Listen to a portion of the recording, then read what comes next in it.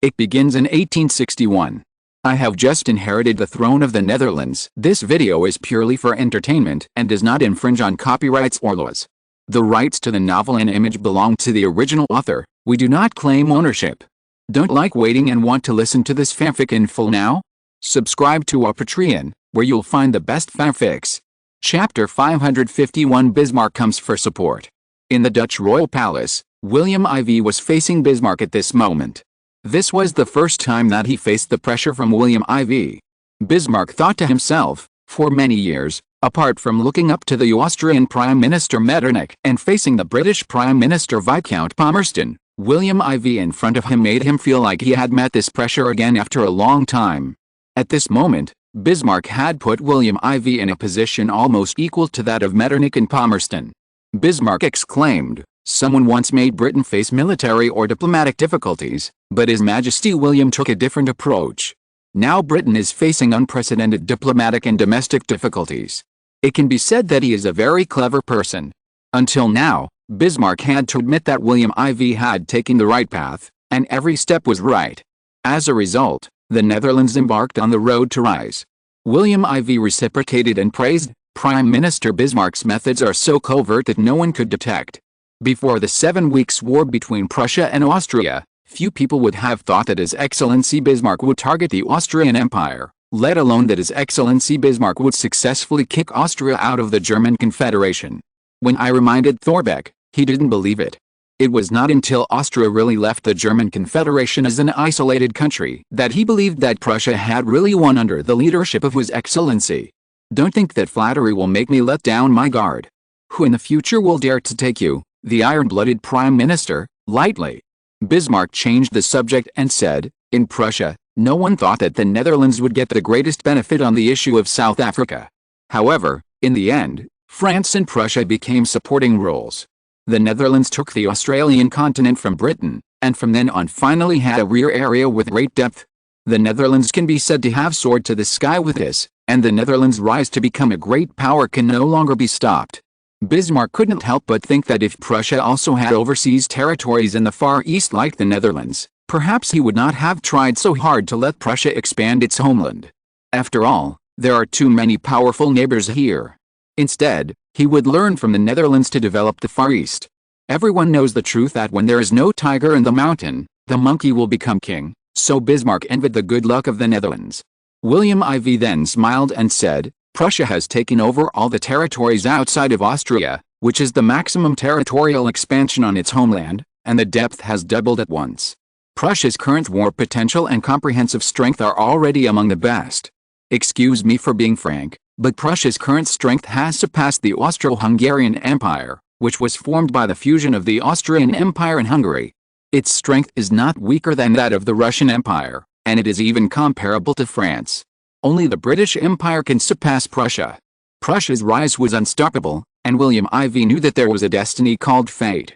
As the protagonists of the First and Second World Wars, Britain and Germany could not escape their fate. Even if Prussia wanted to avoid the British Empire, the huge size of Prussia was there. If Prussia went to the Far East to develop, Britain would even have more concerns about Prussia. So, if the relationship was not broken, in international struggles, when the eldest brother, the second brother and the third brother were fighting for the position of the boss, the other brothers after the fourth brother could freely sit on the fence or choose to stand on the side that was beneficial to their own interests, but the previous ones could not. Bismarck once again praised William IV. "The Netherlands may seem not very strong in Europe, but its military should not be underestimated, especially the alliance between Sweden and Denmark, which is difficult for major European powers to ignore. Sweden's powerful army and Denmark's navy, which ranks among the top 10 in the world, are huge helps to the Dutch army and navy. To be honest, the Prussian army may be able to defeat the Netherlands and Denmark after suffering heavy losses, but it will face harassment from attacks from the sea, which is absolutely unbearable for Prussia's strategy. Bismarck is so thick-skinned. In that case, I will accompany you to the end." William IV. Prussia's strategic dilemma is that it does not want to see the powerful Russian Empire and the Austro-Hungarian Empire taking advantage of Prussia's misfortune. For countries like the Netherlands, perhaps a calm strategy is understandable, but the Netherlands will never put its fate at the mercy of others, and I don't think the Netherlands should trust any country. Bismarck asked with a smile. Even allies are not trustworthy. William Ivy asked back, doesn't Prussia have no allies? The two looked at each other for a long time and smiled. Everything was said without words. However, in this round of confrontation, it seemed that there was no winner, but as a guest, Bismarck was still at a disadvantage. Bismarck also realized this, so he said frankly, the law of the jungle is the only mainstream in this cruel and realistic era. The human heart is unpredictable. When a person whose appetite has been spoiled is awakened, his demands will not only not stop, but will become more and more intense with indulgence and the passage of time. A little kindness will lead to a grudge. Since the British Empire has established its maritime hegemony in the Napoleonic Wars, I don't think London will allow the Netherlands to develop its navy in the Far East. After all, Britain's naval hegemony is global, not just the Atlantic. The Netherlands has challenged Britain's monopoly in the Pacific and Indian Oceans. The British Empire, which sits on maritime hegemony and views the world, is now facing the rise of the Netherlands to share its power, and part of Britain's hegemony comes from the Netherlands. Your Majesty, William may think that I am meddling, but you should admit that the Netherlands has become Britain's target. Bismarck is still Bismarck. His open conspiracy is open and above board, but it is also very incisive. It has to be admitted that although the conflict between the Dutch natives and the whites in Africa was provoked, it was reported through the channels in London that it was caused by Prince Edward on his own initiative, and had nothing to do with Disraeli and Queen Victoria. Moreover, when asked about this issue, the British Foreign Office also stated that the marriage of Princess Louise and her brother Frederick, the Crown Prince of Greece, would take place as usual in October. Obviously, the British Foreign Office was hinting that Queen Victoria was not going to worsen the relationship between Britain and the Netherlands. However, William Ivy did not think that the relationship between Britain and the Netherlands had really not deteriorated, so William Ivy fought back against Britain. And the Prussian Prime Minister Bismarck in front of him saw this point and told him the current nature of the Anglo-Dutch relationship. Britain had entered a stage of caution and suppression against the Netherlands. William Ivy, although your words are a little off, they are almost right. Even so, I think there is still room for improvement in the Anglo-Dutch relationship. As for Prussia, he pointed out, the preparations are complete, but the arrow is on the string and has to be fired. However, Britain has almost recovered from the heavy losses in South Africa and the injuries in North America and the Balkans. The next target of Prussia's war weapons should be careful not to provoke a strong backlash from Britain, and finally fail. Bismarck's face straightened. That's why our King William I sent me here to ask for help from the Netherlands. William Ivy did not refuse and said, how to support France? What can the Netherlands get from it? Chapter 552, Passing Through the Grand Duchy of Luxembourg? What can the Netherlands do to help Prussia? Prussian Prime Minister Bismarck secretly visited the Netherlands. What kind of request did he prepare? Will William Ivy agree? If he agrees, what conditions will the Netherlands be prepared to offer after agreeing to support Prussia? This is a question that William I in Berlin and Dutch Prime Minister Thorbecke in Amsterdam are thinking about.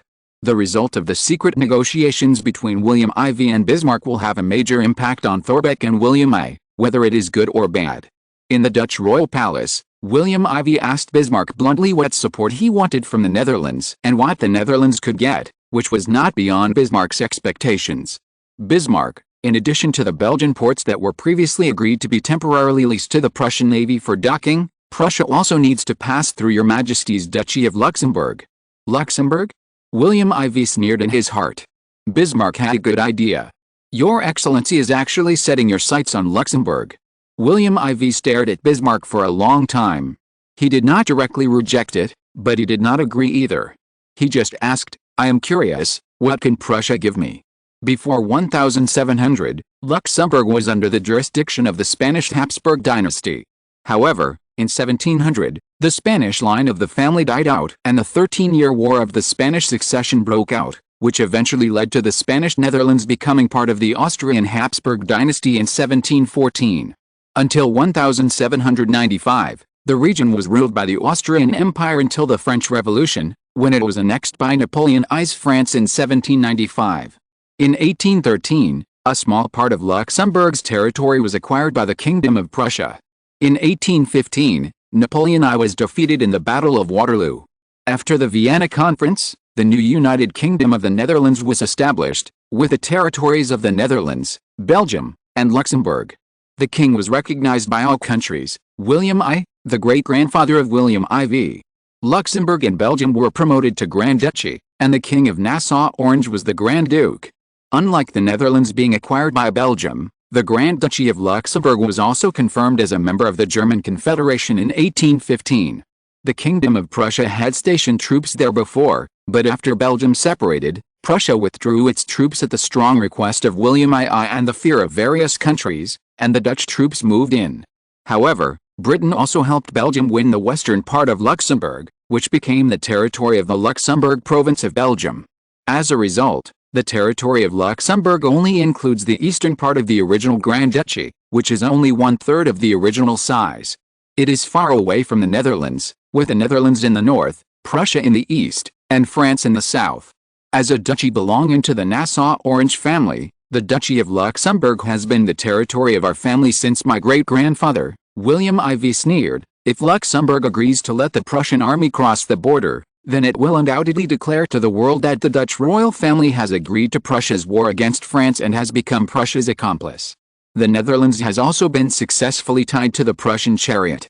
This is no different from directly declaring war on the French Empire. I would like to ask the respected Bismarck, the Netherlands has paid such a huge gamble, what is our return? I am really curious. Bismarck never thought that Bismarck would be fooled by himself and stand with Prussia in a muddle. He also never thought that William IV did not know the strategic significance of the Grand Duchy of Luxembourg, lending the Grand Duchy to Prussia. What is the price that William IV asked Prussia to pay for Luxembourg? He and William I had anticipated this, so when faced with William IV's curiosity, he replied calmly, "After Prussia defeats the French Empire and takes over the overseas territories and colonies of the French Empire, we are willing to let the Kingdom of the Netherlands choose any of these overseas territories and colonies as compensation." As Bismarck's condition fell, the eye sockets next to William IV's eyes were stretched to the extreme. If the compensation Bismarck mentioned is true, the price is not small. You must know that the French Empire currently has many overseas colonies. Currently, France's colonies in Africa include Tunisia, Algeria, Mali, Gabon, and Côte d'Ivoire. The Far East has South Vietnam, North Vietnam, Central and Eastern Cambodia, and Southern Laos. In North America, it has Saint-Pierre and Miquelon. In the Caribbean, it has Saint Martin, Martinique, and Saint Barthélemy. French Guiana in South America. In the Indian Ocean, the Kerguelen Islands in the south, the Mauritius Islands in the west, and the Oman region in the eastern part of the Arabian Sea in the northern Indian Ocean. Not long ago, it can be said that although the area is not large, the vast scope reflects the foundation of France's status as a global power. If Prussia really took over these colonies and territories after taking over the French mainland, then the Netherlands could choose any of them, which would not be a loss. After all, according to the course of history, Prussia would indeed defeat the French Empire under the rule of Napoleon III in the next war, and finally Napoleon III had to surrender and be captured. When France felt the most ashamed, William I of Prussia actually announced the establishment of the German Empire as a victor in the French royal palace of Versailles. This represented the future identity of Prussia, the German Empire, replacing France as the hegemon of the European continent, and from then on, France began to share power with Germany in Central and Western Europe. In other words, his Netherlands would make a profit if it helped Prussia. However, in the future, the French Empire may settle accounts with him, but that is after the failure of the German Empire. If it is the same as history, it will be about 50 years from now. Who knows how developed the Netherlands will be by then? Under his leadership, will the Netherlands be afraid of the French Empire 50 years later? It seems that the Netherlands is not very afraid of the French Empire now. In this case, it seems that it is not difficult to accept Bismarck's proposal. However, although he thought so, William IV did not show any emotion on his face. Bismarck was very good at observing people's words and expressions, but William IV hid it very well, so it was hard to tell what attitude William IV held. After a long time, William IV seemed to be undecided and hesitated. Are you really going to let the Netherlands choose between French overseas territories and colonies as compensation? Bismarck nodded. William IV was uncertain and asked again, including French overseas territories, not just colonies. Bismarck was stunned at first, then he realized that the Dutch king in front of him seemed to be afraid of Prussia's trap and just let the Netherlands choose between colonies? If you're listening to this novel on a channel other than Fanfic World, It means they downloaded and uploaded it without effort. We cordially invite you to visit our channel, Mundo Fanfic Novelis. There you'll find the original version of this story, and you can explore many other novels of various genres. We're waiting for you to immerse yourself in a world of incredible novels. Chapter 553, Qatar Peninsula. In addition to its colonies in Africa and the Far East, France also has territories in the East Oman region purchased from the Ottoman Empire in the Middle East, as well as islands in the Caribbean, and Guyana in South America. Prime Minister Bismarck from Prussia suddenly changed his mind. He secretly glanced at William Ivy and couldn't help thinking, doesn't the Netherlands want colonies in Africa and Asia? That's right, the Dutch colonies in Africa are much more fertile than the French colonies, and most of the French colonies are close to the Mediterranean and West Africa, which are almost in the French sphere of influence. The Netherlands got them, and William Ivy should be afraid that France would settle accounts later. Bismarck also thought of the Far East, which seemed to be close to the ancient great power in the Far East. The Dutch population was too small, and they had always avoided provoking that great power, and even chose to retreat on the largest island of that ancient great power. From then on, they no longer invaded the great power. Should the Netherlands not be too enthusiastic about North Vietnam, which is expanding the French Empire in the Far East? Otherwise, why have they only helped the Kingdom of Siam to consolidate its power over the years instead of choosing to launch an invasion? It seems that they only took over Phu Quoc Island, which is located in the southeast of Cambodia and close to South Vietnam, and they used £200,000 to buy it in advance when the French Empire invaded Cambodia, knowing that the Kingdom of Siam could not be saved. His Majesty William Ivy was very wary of the place and did not want to get involved too deeply. Bismarck's eyes lit up, as if he had discovered something. The Netherlands focused its energy on the south, northeast and east of the Indian Ocean and the Pacific Ocean. France did not have much interest in the Pacific Ocean, and the Netherlands was not very interested in Africa. In the Indian Ocean, Bismarck remembered that the French Empire only had the Mauritius Islands and the Kerguelen Islands in the southern Indian Ocean, and the rest was the overseas territory of East Oman in the north. East Oman? Bismarck seemed to have caught the pain point of the Netherlands and was delighted. On August 10, 1866, the Netherlands purchased the UAE region together with Prussia, and Prussia bought the Qatar Peninsula. Both countries paid £1 million. The following month, the French Empire bid $1.6 million to take East Oman in the Gulf of Oman in the Arabian Sea. East Oman is connected to the border of the UAE, and the sea is the same, both at the east and west ends of the southern Strait of Hormuz in the Middle East. If the Netherlands can take East Oman, the Netherlands' territory there will double, and the port is excellent, controlling the Sea of Oman, the Strait of Hormuz and the Persian Gulf. Successfully intervening in the North Indian Ocean will further strengthen the Netherlands' control over the Indian Ocean and make it the second largest force in the North Indian Ocean after Britain. The more he guessed, the more Bismarck felt that he had guessed what William Ivy was thinking. Therefore, he was much calmer in his heart. Even at this time, he had already begun to calculate how to use Britain's increased vigilance against the Netherlands' strengthening in the North Indian Ocean after using the Netherlands this time, and provoke Britain to increase its suppression of the Netherlands, so that when Prussia invaded the French Empire and faced possible suppression from Britain, the Netherlands would help Prussia relieve the pressure from Britain. When Bismarck derived ideas along this line of thought, William Ivy did think of taking the risk of letting Prussia pass through the Grand Duchy of Luxembourg and demanding French East Oman. It must be said that William Ivy had already set his sights on that place. As a time traveler from the future, he was very familiar with the Strait of Hormuz. Every time Iran in the future clamored to block the strait, the world's oil prices would rise more or less. The narrow strait, which is only 48 nautical miles at its narrowest point, can be said to be equivalent to a bottle mouth. As long as it is blocked, the world's oil supply can be almost halved, which can be said to have grasped the key to the world economy.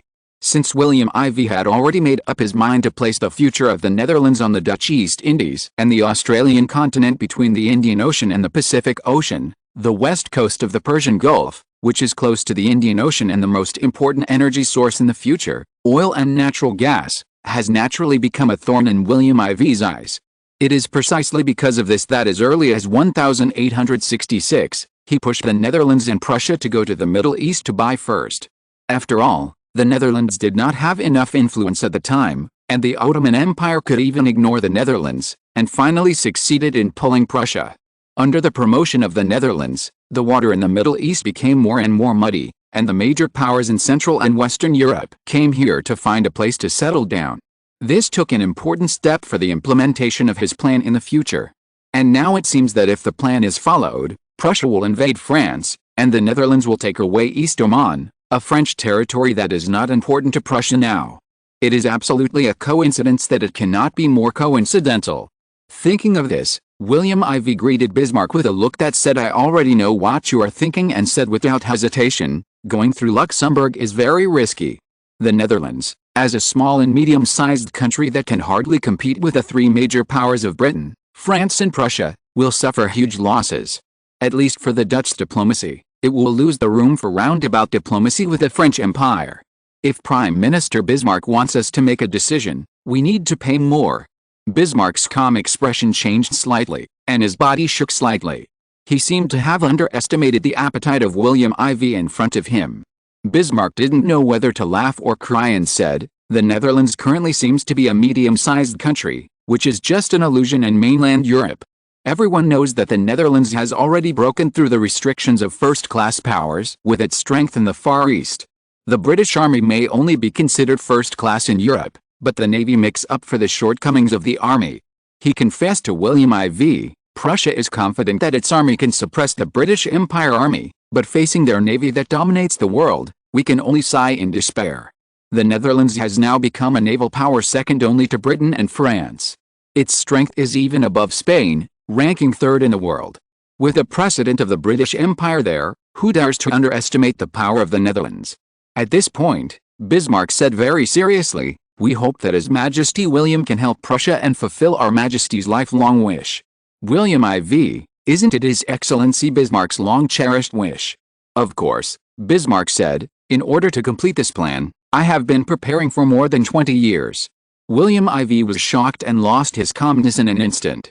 He sighed, "Sure enough, victory belongs to those who are prepared. The Netherlands can agree to pass through Luxembourg. We hope that Prussia will help the Netherlands to win East Oman at that time." Bismarck thought, "Sure enough, it is there." William IV saw Bismarck waiting for him calmly. Obviously, he had already guessed his thoughts, and he was not surprised. The development path of the Netherlands was obviously guessed by many people. Britain's recent blockade of the Netherlands was done because it saw through the threat of the Netherlands' development in the Far East to the British Empire. Bismarck asked at this time, "If Your Majesty William has any conditions, please say them all. I will see if I can consider agreeing to Your Majesty's conditions." He thought to himself that the Anglo-Dutch hegemony in the Indian Ocean was almost a foregone conclusion. "If I were William IV at this time, if I had to make a choice, I would choose to compete with the British Empire in the North Indian Ocean in order to completely become the hegemon of the South Indian Ocean. In terms of goals, I would propose the French Empire's Mauritius Islands or Kerguelen Islands in the South Indian Ocean, or even directly propose both." He even confirmed that the Mauritius Islands would be the first choice, because it was too close to the Dutch province of Madagascar, and the Mauritius Islands were located right across the Indian Ocean route between Madagascar Island and the Australian mainland, which was of great strategic significance. William IV's conditions meant that the Mauritius Islands should be indispensable. However, some things are often unexpected, and Bismarck miscalculated this time. William IV said, "In addition to East Oman, my condition is that Prussia transfers Qatar, which it purchased from the Ottoman Empire some time ago, to the Netherlands at the same price of £1 million as when it was purchased from the Ottoman Empire. What do you think, Prime Minister?" When Bismarck heard that William IV asked for Qatar, his face could no longer remain calm. William IV, who had been watching closely, naturally did not miss this scene. He knew that his request might be excessive. Prussia should not agree to this request. Bismarck no longer cared about losing his gentlemanly manners in front of William IV. Because of Qatar's geographical location, Prussia also valued it very much. There is just like Prussia planting a flag there, declaring that Prussia's influence has expanded there. Moreover, in the minds of Prussian high-level officials such as Bismarck and William I, once the money entered Prussia's pocket, they never thought of spitting it out, not even giving it to others. William IV also understood that he was giving Bismarck and the Prussian high-level officials a difficult problem. Not to mention that Bismarck did not have this power. Even if he did, he would need to think twice before doing it. The rising Prussia was just like some countries in later generations. The rising powers were always crazy about nationalism. If he was not careful, the violent public opinion he had aroused would backfire on him. Would the Prussian people accept their country's high-level officials selling their land? Just thinking about it made it impossible. William IV knew that Qatar had been a Prussian territory for nearly 3 years, and it was clearly marked on the map of the Kingdom of Prussia. Even if Bismarck was strong, it would be difficult to get rid of this tight spell. But at this time, Bismarck encountered a problem that he had not thought of before coming. William IV did not choose the Mauritius Islands? Or the Kerguelen Islands? The Netherlands actually wanted Qatar? Qatar is currently the easternmost territory of Prussia, and it was purchased from the Ottoman Empire with real money from the Prussian parliament. At the time, it was published in major newspapers in Prussia and was known to everyone. Even the measured territory of 12,300 square kilometers was clearly written in black and white. William IV's request was unexpectedly difficult for Bismarck. Chapter 554 The opportunity for the Jewish nation to be established has come. The problem given by William IV eventually forced Bismarck to return to Berlin. He said helplessly, "If he knew, I actually had my eyes on Bahrain." Although Prussia did not give a complete answer this time, Prussia and the Netherlands were on the same side as never before when facing Britain. Next, the two countries will coordinate more on the indigenous dilemma currently faced by Britain. There was a knock on the door, and the voice of the Chief of the Royal Guard, Ten Rudo, came from outside the door. "Your Majesty, Mr. Edmund of the Rothschild family has arrived." William IV shouted outside, "Let him in." With the sound of opening and closing the door, William IV raised his head. He used to have a big back hair, and his hair was neatly combed back under the effect of styling cream. A height of 1.8 meters is already considered the top height in this era. With a strong body and a brilliant look in his eyes, William IV had to admit that the Rothschild family is indeed a big family that has dominated the European financial world for nearly 60 years, and the heirs are so powerful. Edmund Rothschild has been in the Netherlands recently. He has learned about the development of the Kingdom of the Netherlands through many channels. In his opinion, the economic development of the Netherlands is no less than that of Paris. Yes, the current population of the Netherlands is only 2.4 million, and the quality of the local economy of the Netherlands composed of these people is absolutely the best in Europe. In the past 8 years, more than 6 million white people have immigrated from the Netherlands to the Far East, and the Netherlands has become the main base for blood transfusion to the Far East. It can be imagined that the economy of the Far East is almost certainly synchronized with that of the Netherlands. In recent years, the Netherlands has been making waves in the world, and William IV in front of him has become one of the most eye-catching figures in Europe. Facing him, who is 5 years older than him, Edmund had to admit that he was a little immature at the age of 24 this year, and he felt a sharp increase in pressure. William IV saw the other party's urgent eyes, and the effect of the atmosphere he created was obviously achieved. He said straight to the point, "Last time, I promised to help you find the territory for the establishment of the Jewish nation." Edmund was immediately delighted and asked hurriedly, "Your Majesty, is Prussia really willing to give up Qatar?"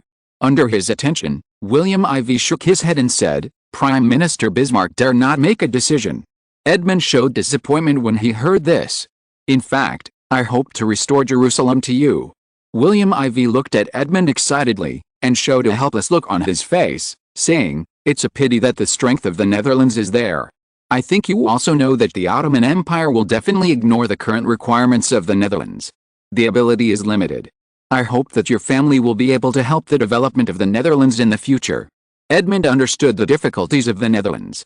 As for the current Netherlands mentioned by William IV, he noticed this wording. Obviously, William IV is very confident about the future of the Netherlands. No wonder his father James Rothschild admired William IV so much. Last time in Amsterdam, he directly promoted the cooperation between the family and the Netherlands in the United States of America, and finally allowed the Dutch to successfully control the politics of the United States of America.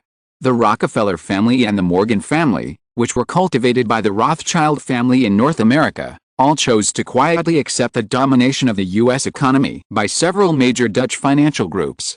Since Qatar did not have the answer, I wonder why His Majesty summoned me? Edmund is the only member of the Rothschild family who is the most enthusiastic about the establishment of the Jewish state, second only to his grandfather Meir. He is the most enthusiastic about the establishment of the State of Israel, who has made the greatest efforts.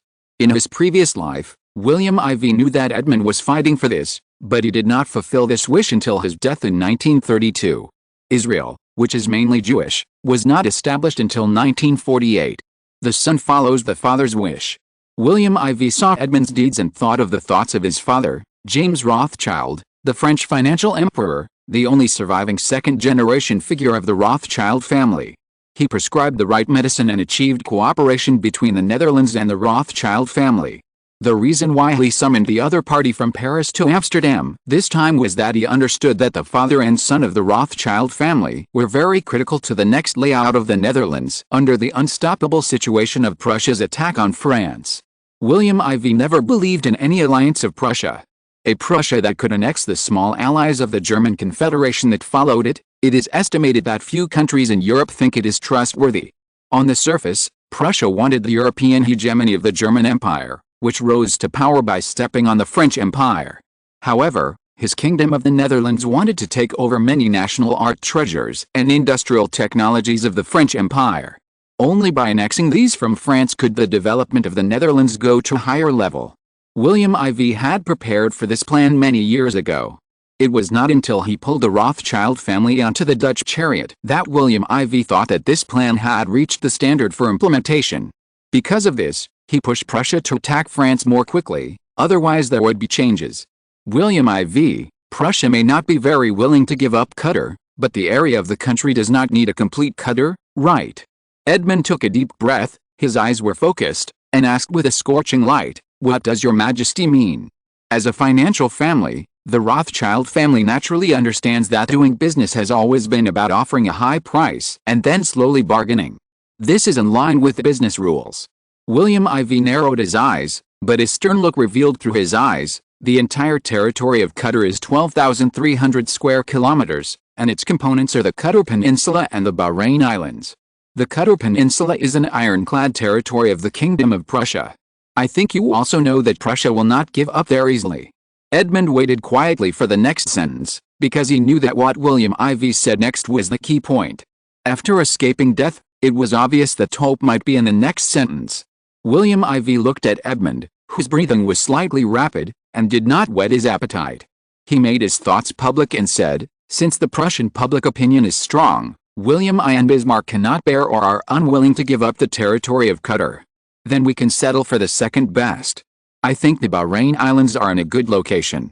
Edmund, Bahrain Islands? I remember it is in the north of the Qatar Peninsula, on the eastern coast of the Hassa region of Saudi Arabia. Mr. Edmund's history and geography homework is really good. William IV, yes, the total area of the Bahrain Islands is 780 square kilometers. The environment surrounded by the sea makes it easier for the Jewish nation to obtain security. Edmund was indeed somewhat dissatisfied. With an area of 780 square kilometers, it was about the same as the 794 square kilometers of Madeira Islands in the Atlantic Ocean, an archipelago in Portugal that France was familiar with. It was not even as large as the 1,344 square kilometers of the Faroe Islands in the North Sea of Denmark and the north of the United Kingdom. However, Edmund did not think that the Jewish state would get these two archipelagos, because their location was too important and no major country would give them up. Moreover, the Jewish state did not dare to choose there, for a simple reason: it could not be defended. William IV understood the other party's thoughts, and he asked, "How many people will migrate there if the Jewish state is established?" Edmund was speechless. "Yes, even if the state is established, the population will not be large." William IV asked, 200,000, or 300,000? Or 400,000? Chapter 555. The Arabian Peninsula is a good place to expand territory. When Israel was founded in 1948, the Jewish white population was only about 800,000, and the Arab population was only 900,000. Now it is 1,869, 79 years away from 1948, and William IV clearly remembers that in 2021, when the country was founded for 74 years, the population of Israel was 9.32 million, and Jews accounted for 74.4%, which means that in 74 years since the founding of Israel, the total population has increased 11 times. And the Jews firmly occupy the position of the main ethnic group. This is why William IV never worried about the small population of the Netherlands and the Dutch population becoming a disadvantage in the global hegemony in the 20th century. The Netherlands also has a lot of immigrants in the world. Compared with the future Israel, the Netherlands is now a country with a white population of 13 million, and the Far East and African natives have 20 million. The Dutch are also about to reach 12 million. 8 years of encouraging fertility and returning Dutch immigrants abroad have reshaped the population structure of the Netherlands. According to the information currently available to William IV, there are more than 2.6 million Dutch people wandering around the world, including more than 1.5 million in the United States of America. These immigrants began living in North America as early as the 17th century, settling in North America earlier than the British and French, and were one of the earliest developers of European whites in North America. Therefore, this part of people is deeply rooted there. In the United States of America, the number of 1.5 million Dutch people ranks third only after the Germans and Irish, and there are also many Dutch people in the UK. In the Kingdom of Prussia, which unified the German Confederation, as well as the Austro-Hungarian Empire, the Russian Empire and France, the population accounts for more than 1 million of the remaining 1.1 million people. These Dutch people are very important to the growth of the Dutch population. Don't forget that the Dutch people will not just marry people of the same race. The blood inheritors with Dutch blood will spread rapidly like ink falling into water. In William IV's heart, the Jews are the role models of the Dutch people. And holding this role model in your hand will give you the power to turn the tables when facing the major powers in Europe and the United States. William IV never considered himself a good man. If that were the case, it would be an absolute disaster for the Netherlands. He was just a king who wanted his family and the country under his rule to live a safe and prosperous life. He only sought the best treatment for those who believed in him and were loyal to him. That was all. Edmund James Rothschild was embarrassed when he faced William IV's questions about the establishment of the Jewish state and the estimated population in the early days of the state. Fortunately, he had been through a lot of battles with his father James. 300,000, Edmund answered uncertainly. William IV, well, even if there are 300,000 Jews establishing a country, I think the 780 square kilometers of Bahrain Islands are enough to accommodate all your Jewish citizens. Edmund, having said that, it is impossible for the territorial potential of the new country to be fully utilized as soon as it is established. Think about the Kingdom of the Netherlands with a population of 13 million and a territory of more than 17 million square kilometers, with an average of more than 1.3 square kilometers per person. The Jewish state with a population of 300,000 has 780 square kilometers, 400 people own 1 square kilometer. The gap is really huge. Sure enough, the fish took the bait. William IV hesitated for a while before saying, "There's nothing we can do about it. You know, it's outside the Persian kingdom now.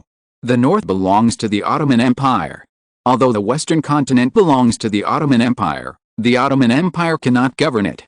That's why the Ottoman Empire was willing to sell it off." Seeing that Edmund was still unhappy about this, William IV said, "The Kingdom of Hejaz, the southern part except the Saudi coast today, and the Kingdom of Nejd, the northern part except the Saudi coast today, on the western Arabian continent are not very powerful. Don't you think that the new Jewish country still needs the help of the Kingdom of the Netherlands to expand its territory?" Edmund choked up, and finally had to admit that what William IV said was not wrong. Since the Jewish people want to establish a country, how could the defense of a country be handed over to another country? Moreover, how could the expansion of territory be entrusted to others?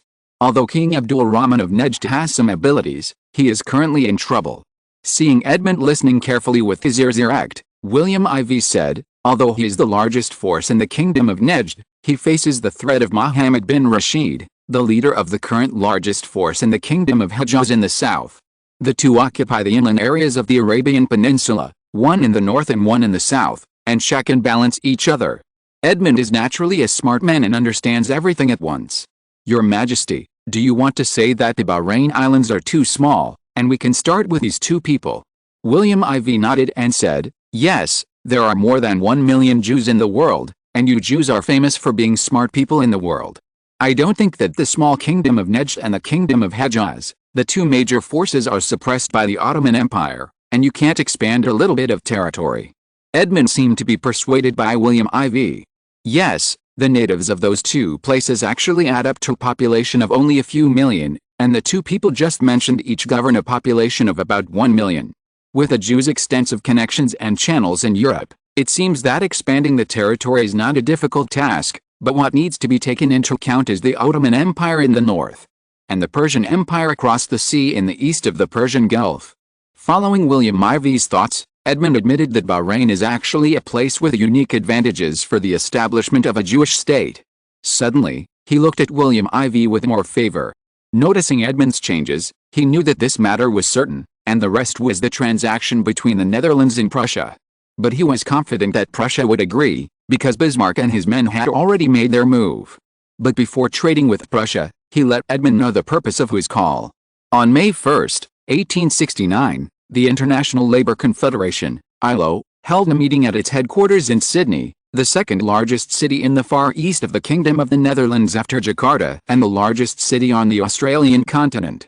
The organization's General Secretary, Dutch social reform thinker Henry Darley, and two deputy general secretaries of the organization, Edward Bellis and Henry Lloyd, met with the heads of all branches of labour unions around the world in Sydney. All agreed to formally establish May 1 of each year as Labour Day, which is also known as May Day. On the same day, Jacob van Llewellyn, Governor of New Wales, and Chancellor Van Hall, Deputy Prime Minister of the Far East and Governor of William Province, formerly Victoria, attended the meeting to express their support for the organization. The conference also read out a handwritten celebration from William Ivy. In the letter, William Ivy praised the organization's achievements and affirmed it. He also stated that the Netherlands will cooperate more closely with the organization's future plans. At the same time, William also announced that the Netherlands will expand the legal immigration of global skilled workers to the Dutch Far East, allowing international immigrants who immigrate to the Dutch Far East through legal procedures to enjoy the same treatment as Dutch citizens. In his letter, William Ivy called on Dutch companies and the Dutch not to discriminate against any new immigrants. Because these are the labor that the Netherlands will increase in the future, I also call on other countries around the world to increase their national income, so that people of all countries can live and work in peace and enjoy peace forever. In the letter, William Ivy's last paragraph attracted a lot of attention. While William Ivy mentioned that the rights of the Dutch indigenous peoples have been improved, he also criticized Britain, as the most prosperous country in the world, for the Indians' protests that were not properly handled. He and the Kingdom of the Netherlands were very disappointed. For this reason, William Ivy called on Queen Victoria and Disraeli's British cabinet government to respond to the Indians' demands and appease the Indians' troubled hearts. Perhaps it was because William Ivy came forward and had too much influence. On May 2, 1869, the two kingdoms of Sweden and Denmark, the traditional allies of the Netherlands, had not responded yet, but the Kingdom of Prussia, which had always had some opinions about the Netherlands in North America, jumped out to support William Ivy's call. Bismarck told the European Times that Britain's approach is not very authentic. As the earliest indigenous people in Canada, Indians should be compensated in some material way without posing a threat to British rule. Even if Britain is too shabby, it should not exploit their labor without paying them. I think this is incredible in Europe, although there is a saying in Europe that capitalists have no conscience. I think if Britain does not make proper arrangements in Canada, it may trigger a series of group reactions in other parts of Britain. It is unacceptable. I think William Ivy is right. Prussia actually supported the Netherlands in condemning Britain first. The international community was shocked. Especially the Austro-Hungarian Empire and the frightened Belgium were even more puzzled. Even in the French Empire of Napoleon III, many people could not believe it. It seemed that Sweden and Denmark had just reacted and joined in calling on Britain to improve the conditions of Indians, and joined in condemning Britain's practice of not paying Indians for their labor. Perhaps it was the idea that the law could not hold everyone responsible, so all South American countries joined in. Argentine President Mitre, no one would think that they work diligently for others, but in the end they don't get paid. I think this is a shameful behavior. As a responsible member of the Americas, we in Argentina demand an explanation from Britain. Venezuelan President Herrera, Venezuela supports the indigenous Indians. We don't think Britain is just dealing with it in a perfunctory manner. Brazilian Emperor Pedro II, as a major power in the Americas, we call on Britain to consider the feelings of the indigenous Americans. Brazilian Prime Minister Fonseca, who is at odds with King Pedro II, was more frank: Britain is an exploiter. I think Brazil can take a similar position to the United States of America and the Netherlands. At this point, The dissatisfaction of the Dutch natives caused by Crown Prince Edward finally spread to Britain itself in less than a month. Everyone was watching with a sarcastic smile how Britain would end it. Chapter 556, Counterattack from Upper Burma. 1869, the French Empire seemed to have had enough of being isolated. Perhaps Napoleon III also wanted to see the joke of Britain. The king of the French Empire attended a public banquet in Paris.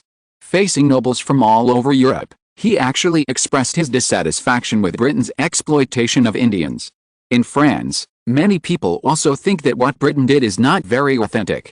I think this is right. Therefore, the French Empire also requires London to cherish the loyalty from the Indians, not the opposite. I think Britain, as a famous member of Europe, should not destroy our honor. Napoleon III seemed to have forgotten that they are still being sanctioned for their grumbling about invading Siam in Asia. The French Empire has stood up, and the Austro-Hungarian Empire, Italy, Spain and others will not be polite. Usually, everyone is afraid of the British Navy and keeps silent. Now that the mountain is falling, everyone is pushing it. It's good not to kick it a few more times. It's just right to vent the anger that is usually held back. Faced with overwhelming attacks from all over the world, Britain can hardly withstand the criticism of global public opinion even if its navy is strong. London did not fight back against the pressure from these international countries, except for the British Foreign Office's rebuttal, expressing dissatisfaction with the interference of various countries in Britain's internal affairs. No one wants others to interfere in their own internal affairs, and the British Empire is no exception.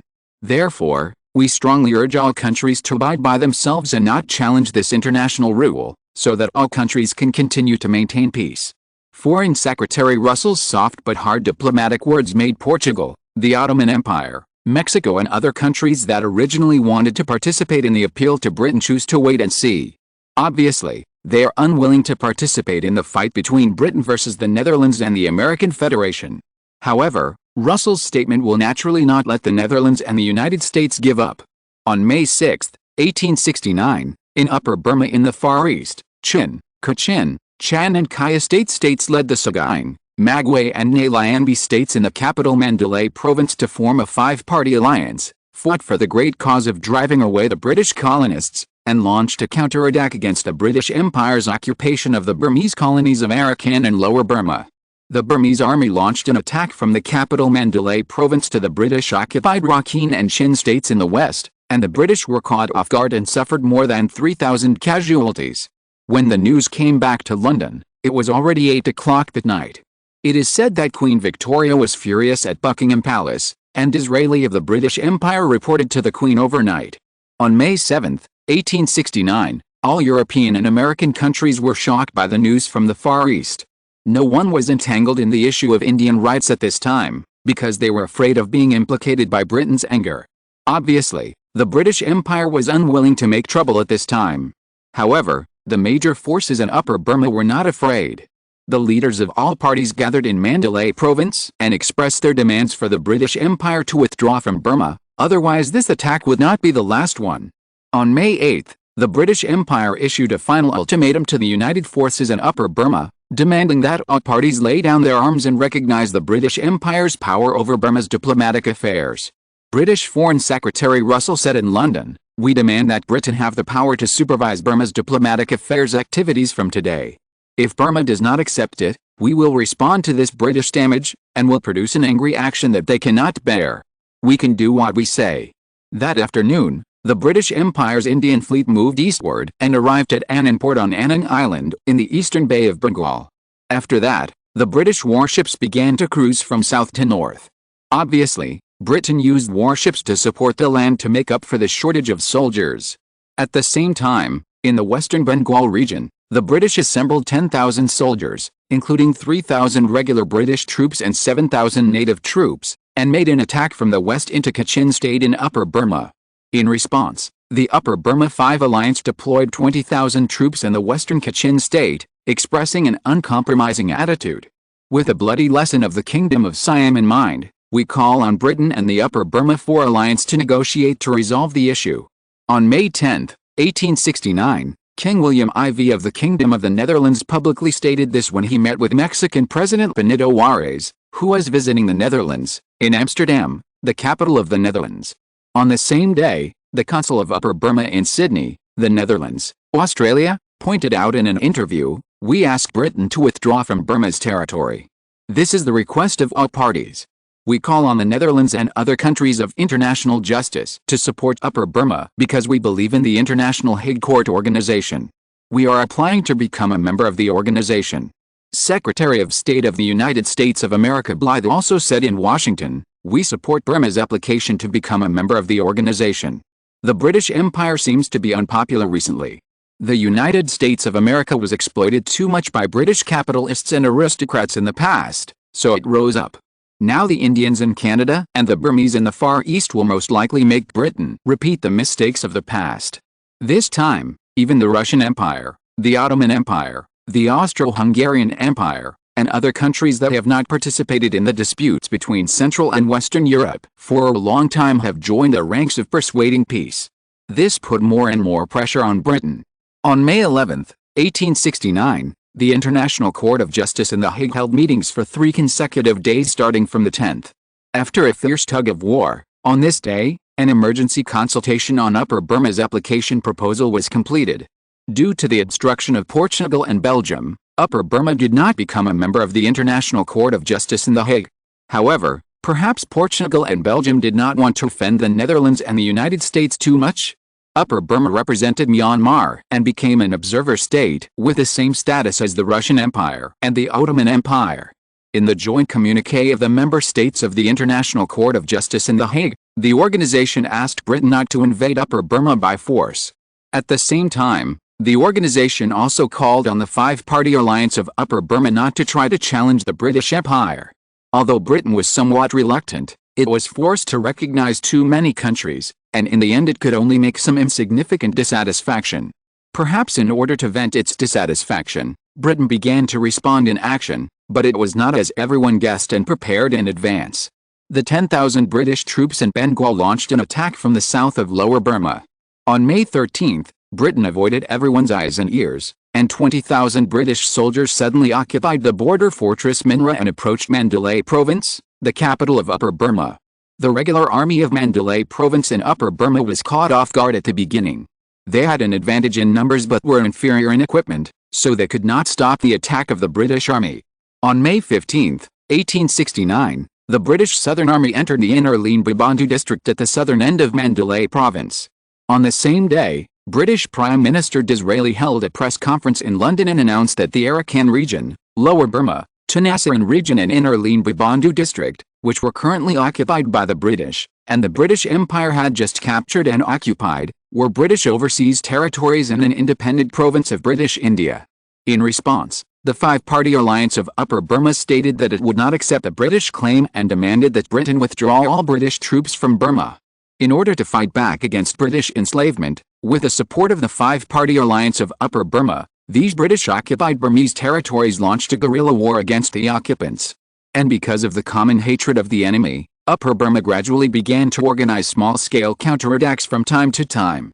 Why has Myanmar, a poor country, been able to organize against the powerful Britain for many years? This has aroused the suspicion of London. Is it the Kingdom of Siam, Myanmar's rival? Or France, which wants to check and balance Britain? Or the Netherlands? Everyone is beginning to wonder. Thanks to Yang Xiaoming, a book friend, for the reward, and the book friends who have been voting for the monthly ticket and recommendation ticket recently. Chapter 557, Oil in the Age of Kerosene Lamp. 1869, William Ivy invited King William I of Prussia to the Royal Palace of Amsterdam in the Netherlands. With their arrival, William Ivy knew that a new era that would change the European pattern in the next few decades was about to come. The meeting between the two attracted the attention of the world. Even the British Empire and the French Empire, which were now affected by the war in Burma in the Far East, were no exception.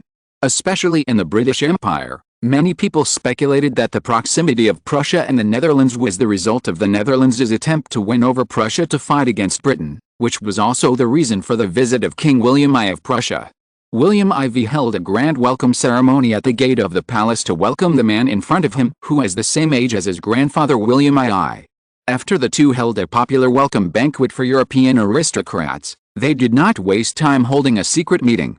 William I was accompanied by only Prime Minister Bismarck, and William IV was also accompanied by his Prime Minister Thorbecke. The four of them were familiar with Dutch and German, so there was no difficulty in communication. The translator was omitted. So after some polite words, William IV came straight to the point and said, "In principle, we still insist on the request we put forward last time. Since your Majesty has come to the Netherlands, it is obvious that there is a result. I wonder when Qatar will be handed over." William I's smiling face suddenly froze, and Bismarck's resolute face also showed embarrassment. William IV and Thorbecke looked at each other and understood that this was obviously a bargaining. William I stroked his long beard and said, "It is difficult for Prussia to withdraw from Qatar at present. I wonder what other conditions your Majesty William IV thinks can be used as a replacement condition. The Netherlands believes that Qatar is the best condition. Perhaps you too also understand where the Netherlands' future direction is. We value Qatar very much." William IV raised his eyebrows, "But in order to show our sincerity, we can only need the general territory of Qatar, the Bahrain Islands in the north and the part of Qatar near Bahrain. How about it?" Bismarck suddenly said, "But in that case, we might as well give it all to the Netherlands. In that case, at least we can be more straightforward and the Prussian people will not be thinking about this matter." William I, "Yes, I think in that case, the Netherlands should not only go through the Duchy of Luxembourg. The Prussian people are very emotional. I am afraid that I can't stop them. At that time, they may need to go through the Netherlands. I just don't know if His Majesty William IV is willing to help the Prussian people." He took the opportunity to put forward a new request based on Bismarck's opinion.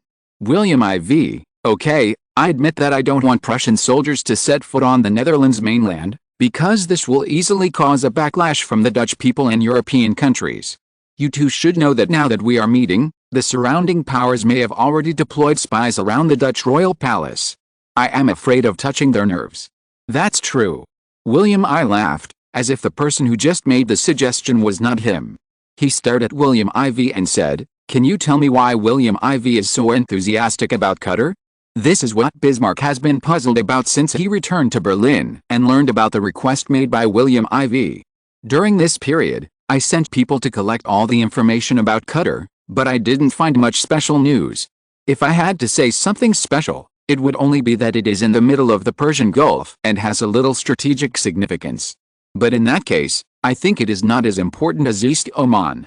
Because of this, I don't understand why His Majesty William IV did not choose the Mauritius Islands, which are more important to the Netherlands.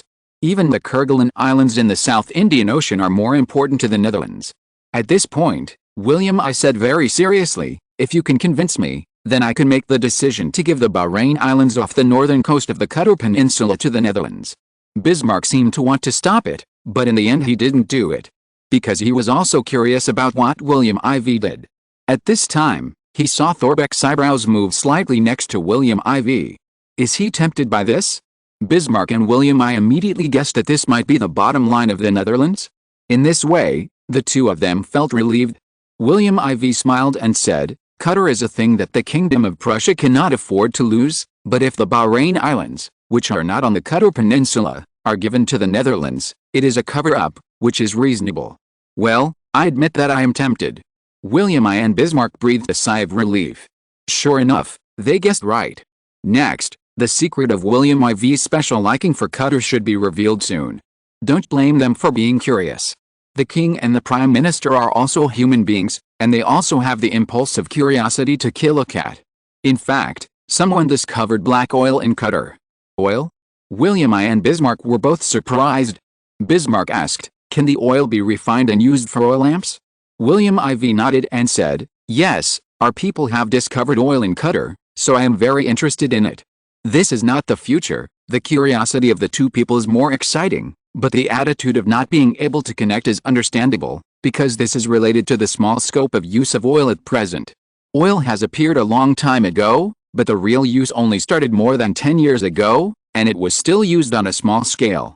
In the 1840s, a pharmacist in Lviv, Ukraine, the Russian Empire, made a kerosene lamp with the help of a blacksmith.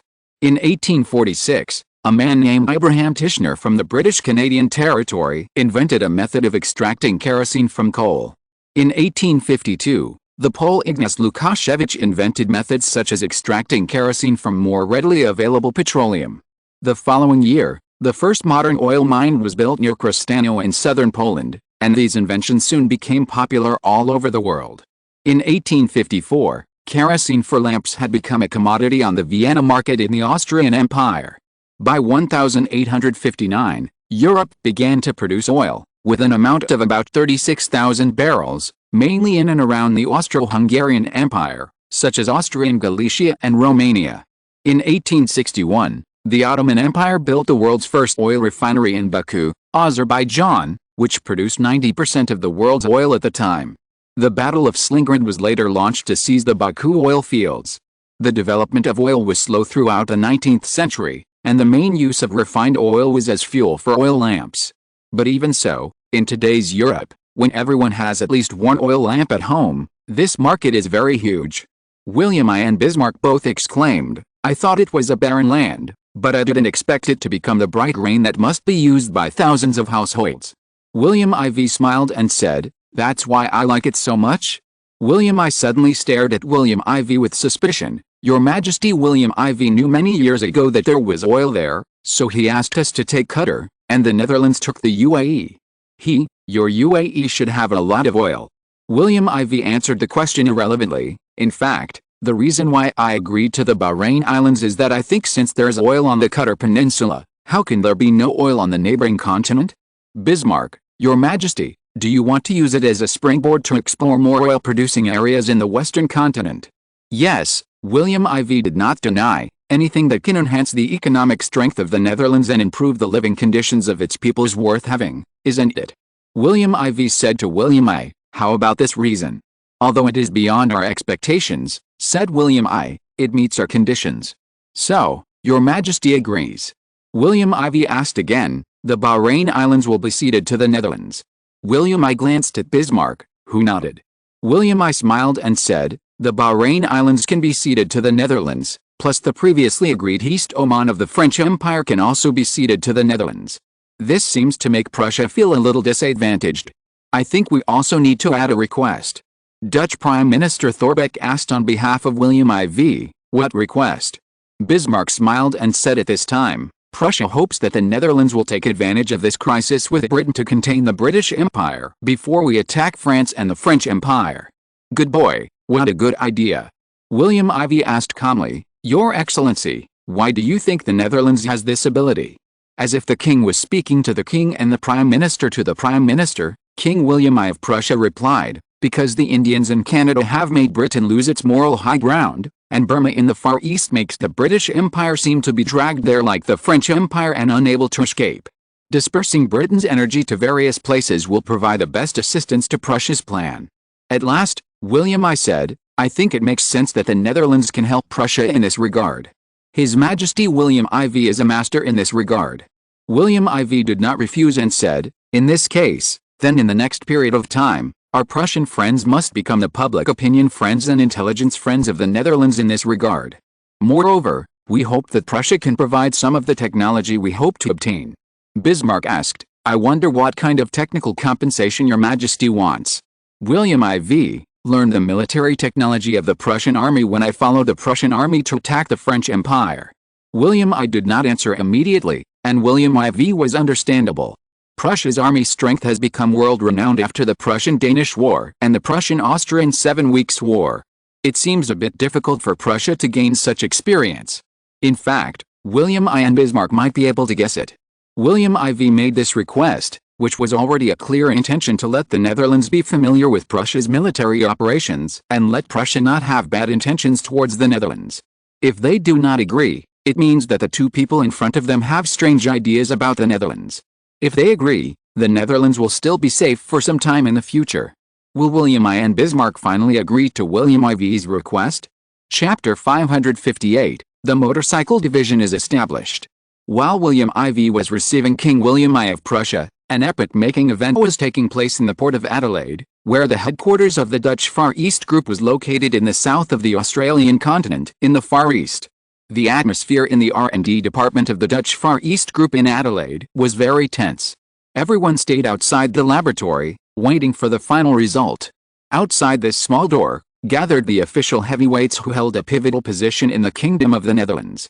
Accompanied by Maybach, chairman of the Far East Group, the second largest consortium in the Netherlands, second only to the Dutch East India Company, the Governor-General and former Prime Minister of South Australia, Jan Jacob Broekhuizen, the Dutch Minister of Armaments, Louis Bell, the Minister of Industry, Wim Coat, the Minister of Transport, John, and other big figures gathered here waiting for the arrival of the good news. Ros August Otto was a Dutchman who was personally dug up from the French Empire by His Majesty William IV when he was in trouble. In 1861, he emigrated to the Far East Australian continent of the Netherlands and was recruited to the Far East Group to become a senior engineer. In 1863, Ros August Otto used Rose's principle to create the world's first reciprocating piston, horizontal, 3.2 kilowatt, that is, 4.4 horsepower in later generations, using gas as fuel, flame ignition, translated as 156.7 revolutions per minute, compression ratio at 2.66, thermal efficiency of 14%, stable speed, both power and thermal efficiency are currently the highest in the world, 4-stroke internal combustion engine. For this reason, the Dutch scientific community was very shocked. With the successful manufacture of the 4-stroke internal combustion engine, the Dutch industry continued to move forward to lead the UK. The Otto internal combustion engine was vigorously promoted by the Dutch government, and its performance was also improved. By 1865, the power of a single machine reached 15 kilowatts, 20 horsepower. By 1866, Otto increased it to 1.5 million kilowatts. Due to the increase in compression ratio, thermal efficiency also increased. With these achievements, Ros August Otto was nominated by the Royal Netherlands Academy of Sciences and successfully appointed as a member of the Royal Netherlands Academy of Sciences. Perhaps in order to compete, Edison, who joined the Dutch East India Company and founded the subsidiary General Electric Company, successfully developed a 2-stroke gas engine in 1866 and exhibited it at the 1867 Amsterdam World Expo in the Netherlands, which caused a sensation around the world. Edison, who was only 20 years old and returned to the Netherlands from overseas, from the poor American returnees in the Netherlands, was also praised by the European scientific community as a leader of the younger generation of European scientific circles. Edison even broke the record and became the youngest member of the Royal Netherlands Academy of Sciences in 1868. Ros August Otto, who was born in 1832, was naturally unwilling to be outdone by Edison. So Otto set his sights on the newly emerging new fuel oil. With the development of oil, gasoline and diesel, which are easier to transport and carry than gas, attracted the attention of many people in Europe, and also attracted the attention of the scientific community with scientific creation as the theme. In order to suppress Edison, Otto prepared to develop new fields to open up the battlefield, and he had set his sights on gasoline engines in 1867. So, under the special reminder of William IV, he successfully won over Gottlieb Dahlem and Karl Benz, who were dissatisfied with the Kingdom of Prussia's annexation of their motherland, the Grand Duchy of Württemberg. Their motherland is the Grand Duchy of Württemberg, don't forget, William IV. The two immigrated to the Netherlands and joined the Dutch nationality. That year, they became engineers in the R&D department of the Netherlands Far East Group. The reason why this time attracted the attention of so many powerful figures in the Dutch military and political power was because Ros August Otto and his two assistants, Karl Benz and Gottlieb Dahlem, wanted to create a miracle and develop a desktop upright gasoline engine. The characteristics are lightweight and high speed. Compared with other internal combustion engines at this time, the exclusive speed does not exceed 200 revolutions per minute.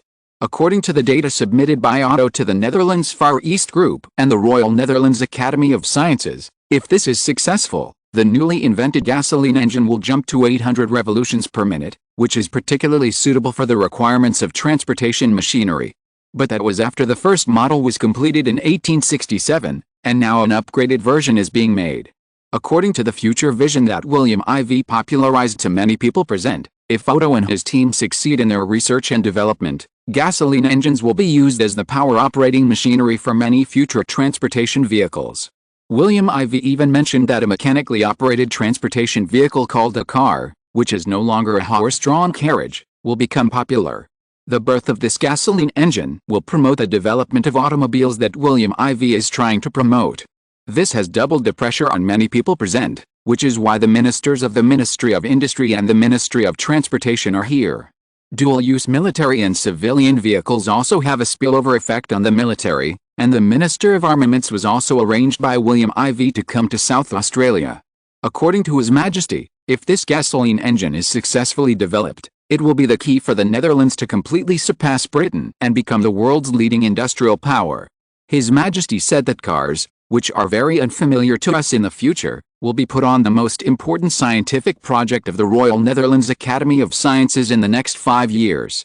At the same time, according to His Majesty's instructions, gasoline engines will be installed on ships in the future to become the power of small boats. After the gasoline engine is improved and its performance is enhanced, it can even be used on warships and transport ships to replace coal. South Australian Governor and former Prime Minister Jan Jacob Bronkhorst paused his eyes at Industry Minister Wim Cotter, Transport Minister John, and Netherlands Far East Group Chairman Maybach, and finally moved his eyes to Dutch Armaments Minister Louis Bell. He said, "Your Majesty attaches great importance to this research and development, which is why everyone here is here. At present, our Kingdom of the Netherlands has been suppressed by the United Kingdom internationally. If we can manufacture the gasoline engine this time, I hope the military can make good use of it to make up for the shortcomings of the Netherlands against the British Army." The Minister of Armaments is in charge of the Netherlands Military Research Institute and the Weapons Manufacturing Bureau. All orders placed by the military to private weapons companies are under his jurisdiction. If the person who is most familiar with the details of military progress in the Netherlands is William IV, this is why William IV assigned him to the Far East to follow up on the development of this vertical, lightweight gasoline engine. Currently in the Dutch military, except for our Dutch submarines that use low-power gasoline engines and diesel hybrids, other countries' weapons do not use gasoline-related methods. Louis Bell, the Minister of Armaments, spoke slowly, but was powerful and generous, worthy of being a soldier. If the improved version of the gasoline engine can greatly improve the efficiency, the range of the submarine will be greatly improved. The combat radius is 500 nautical miles. If the gasoline engine can be doubled, the safe diving range will be quiet, and the Dutch mainland ports can threaten the British mainland. This will have a strong check and balance for us to stop the powerful British Navy in the future. If these gasoline submarines with doubled safe diving range are deployed in the Indian Ocean or the Pacific Ocean, the security index of the Dutch overseas territories will be greatly enhanced. At that time, even if the British have more surface warships than us, they will have more concerns about us and will not threaten us at will. May 20th, 1869, is a memorable day for the world's industrial sector. Ross August Otto and his assistants Gottlieb Dahlem and Carl Benz successfully improved the efficiency of gasoline engines. When William IV, who was far away in the Netherlands and Europe, received the good news from Adelaide on the Australian continent, he was naturally very happy.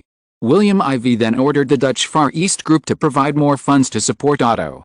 At the suggestion of William IV, Otto used the funds of the Dutch Far East Group to establish a subsidiary, Otto Transport Company. At the same time, Otto hired talented and experienced engineers Daimler and Carl Benz to be the company's chief engineers. Otto was determined to apply the engine he invented to transportation. To this end, Otto divided the research and development funds into two parts, with Carl Benz and Daimler each receiving half. Daimler received the research and development funds and began to work on engine applications, developing an advanced ignition system that enabled the engine to run at a speed of 700 to 900 revolutions per minute, and also painstakingly made a lighter engine. Daimler attached an Otto engine to a Dutch bicycle, thus creating the world's first motorcycle. With the support of Otto, Daimler was ready to create his groundbreaking transportation tool, a four-wheeled car powered by gasoline and diesel, by the end of the year. But Carl Benz did not let Daimler take the cake. He took a step ahead. After Daimler had just completed the transformation of the bicycle into a motorcycle, he also made his first car, a three-wheeled car, a car completely different from a motorcycle. Like Benz and Daimler, their cars also used the engine power of their boss Otto.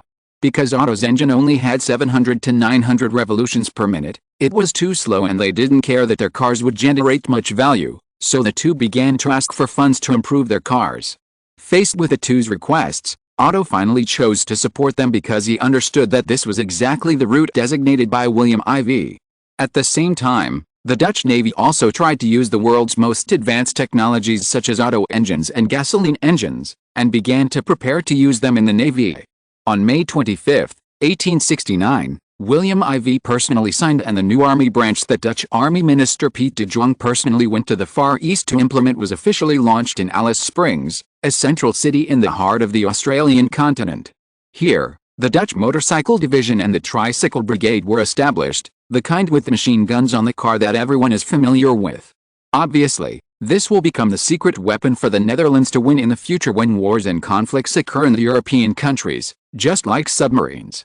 This is also the fifth and sixth secret weapon troops on the future battlefield of the Netherlands after submarines, bicycle troops, semi-automatic rifles, and airships, under development. It is conceivable that when the British naval battleships, which are slightly better than the Dutch, enter the Dutch territory and suddenly find that the torpedoes fired at them hit their invading fleet, London will be shocked, and the world naval situation will change dramatically. Think about it again. What will happen to the Prussian army, which will be the world's #1 army in the future, Bismarck and Moltke, who rely on the tactics of rapid transportation of troops by train, facing the Dutch bicycle army? What about the motorcycle army that is even more advanced? If a tricycle with a machine gun is randomly driven and fired on the European plains, can Prussia withstand it? At this point, William IV finally felt that the Kingdom of the Netherlands under his leadership had grown wings. Chapter 559, Britain launched its third colonial war against Burma. 1869, Johnson Andrew, President of the Commonwealth of America, followed Secretary of State Blaise and once again called on Britain to take a responsible attitude towards the Indians and resolve the dissatisfaction of the Canadian Indians in Washington. At the same time, President Andrew also called on the British Empire to abandon its colonial practices in Burma. On the same day, Dutch Prime Minister Thorbecke also believed that Britain should not destroy the balance in the Far East and break the status quo to allow Britain to dominate. For this reason, the Netherlands protested. However, the British Foreign Office did not respond directly to the Netherlands. On May 28, 1869, the ambassador of the Upper Burma Five-Party Alliance to the Kingdom of Siam submitted a final ultimatum to the ambassador of the British Empire Disraeli government to the Kingdom of Siam, demanding that the British Empire withdraw from the Inner Union Bibangdu district within 1 week, otherwise they would face war with Britain. This pre-war ultimatum, before waiting for a week, the ambassador of Upper Burma to the Kingdom of Siam received a direct reply from the British ambassador to the Kingdom of Siam: "Let's go to war."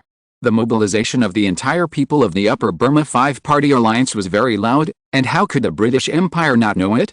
Only enemies who have been hurt will sit down and listen to you, not a group of demons dancing in front of you.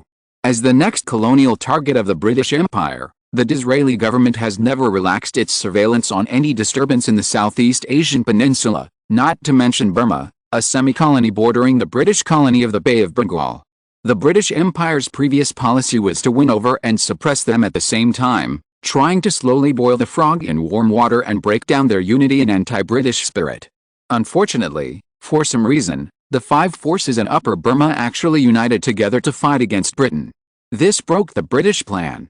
Seeing that the plan could not be implemented, the result was naturally that the Disraeli government would no longer do feudal actions. At this time, British Prime Minister Disraeli saw that Upper Burma was almost an ultimatum under the total mobilization of war, and he already knew that war was inevitable. And if you look at the map of the current power distribution in the Far East, you can see that Britain is absolutely in a favorable position in dealing with Burma. Disraeli's ambition is not limited to Burma, but the time is not right yet. In the Far East, there are only 3 countries that can pose a threat to Britain. The first is the ancient power in the northeast of the Far East. The second is the Netherlands, which occupies the Dutch East Indies, the Australian continent, and the French Empire, which currently owns the territories of North and South Vietnam, and then launched a colonial war and occupied the Cambodian region of the Kingdom of Siam and the central and eastern and southern Laos regions. In the middle, there is the Kingdom of Siam, which is surrounded by 3 European powers and an ancient power in the Far East, and the surviving Upper Burma. The geographical location determines that Upper Burma is now the easiest to fight in the process of the expansion of the British Empire. No matter how big it is, it will not lose, because the British currently occupy areas close to the coast. There is no risk of annihilation under the protection of the British Navy. Because of this, when the Disraeli government faced the ultimatum of the natives in Upper Burma, it felt that this was a serious insult, but a declaration of war. "Then let's fight." Disraeli clearly remembered that when he reported to Queen Victoria, the Queen gave him this answer: and he also directly let the British embassy in the Kingdom of Siam pass this answer to Upper Burma. The French Empire did not dare to attack Burma, or it could not touch it. The closest country to France's current power bordering Upper Burma is Laos. At present, the southern part of Laos has become a colony of France, and France is also infiltrating the northern part of Laos. At least the area of Laos near North Vietnam is being eroded, so there is a little influence on Upper Burma, but because it is still under the jurisdiction of the Kingdom of Siam and is isolated by the Kingdom of Siam, it is willing but unable to intervene by sea from the Bay of Bengal or the Andaman Sea. It is estimated that even the opportunity to land has been blocked by the British Navy. As for passing through the Kingdom of Siam, it's a joke. Although the French Empire and the Kingdom of Siam have ceased fighting in Cambodia, both sides are ready to go to war again at any time. This is also the reason why Britain did not seem to have the sanctions against France initiated by the Netherlands, but it did not mean to stop it.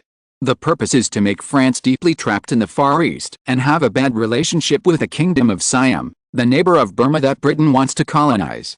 The Kingdom of Siam and Myanmar have been competing for the Southeast Peninsula for hundreds of years, and the Kingdom of Siam will not help the Kingdom of Siam.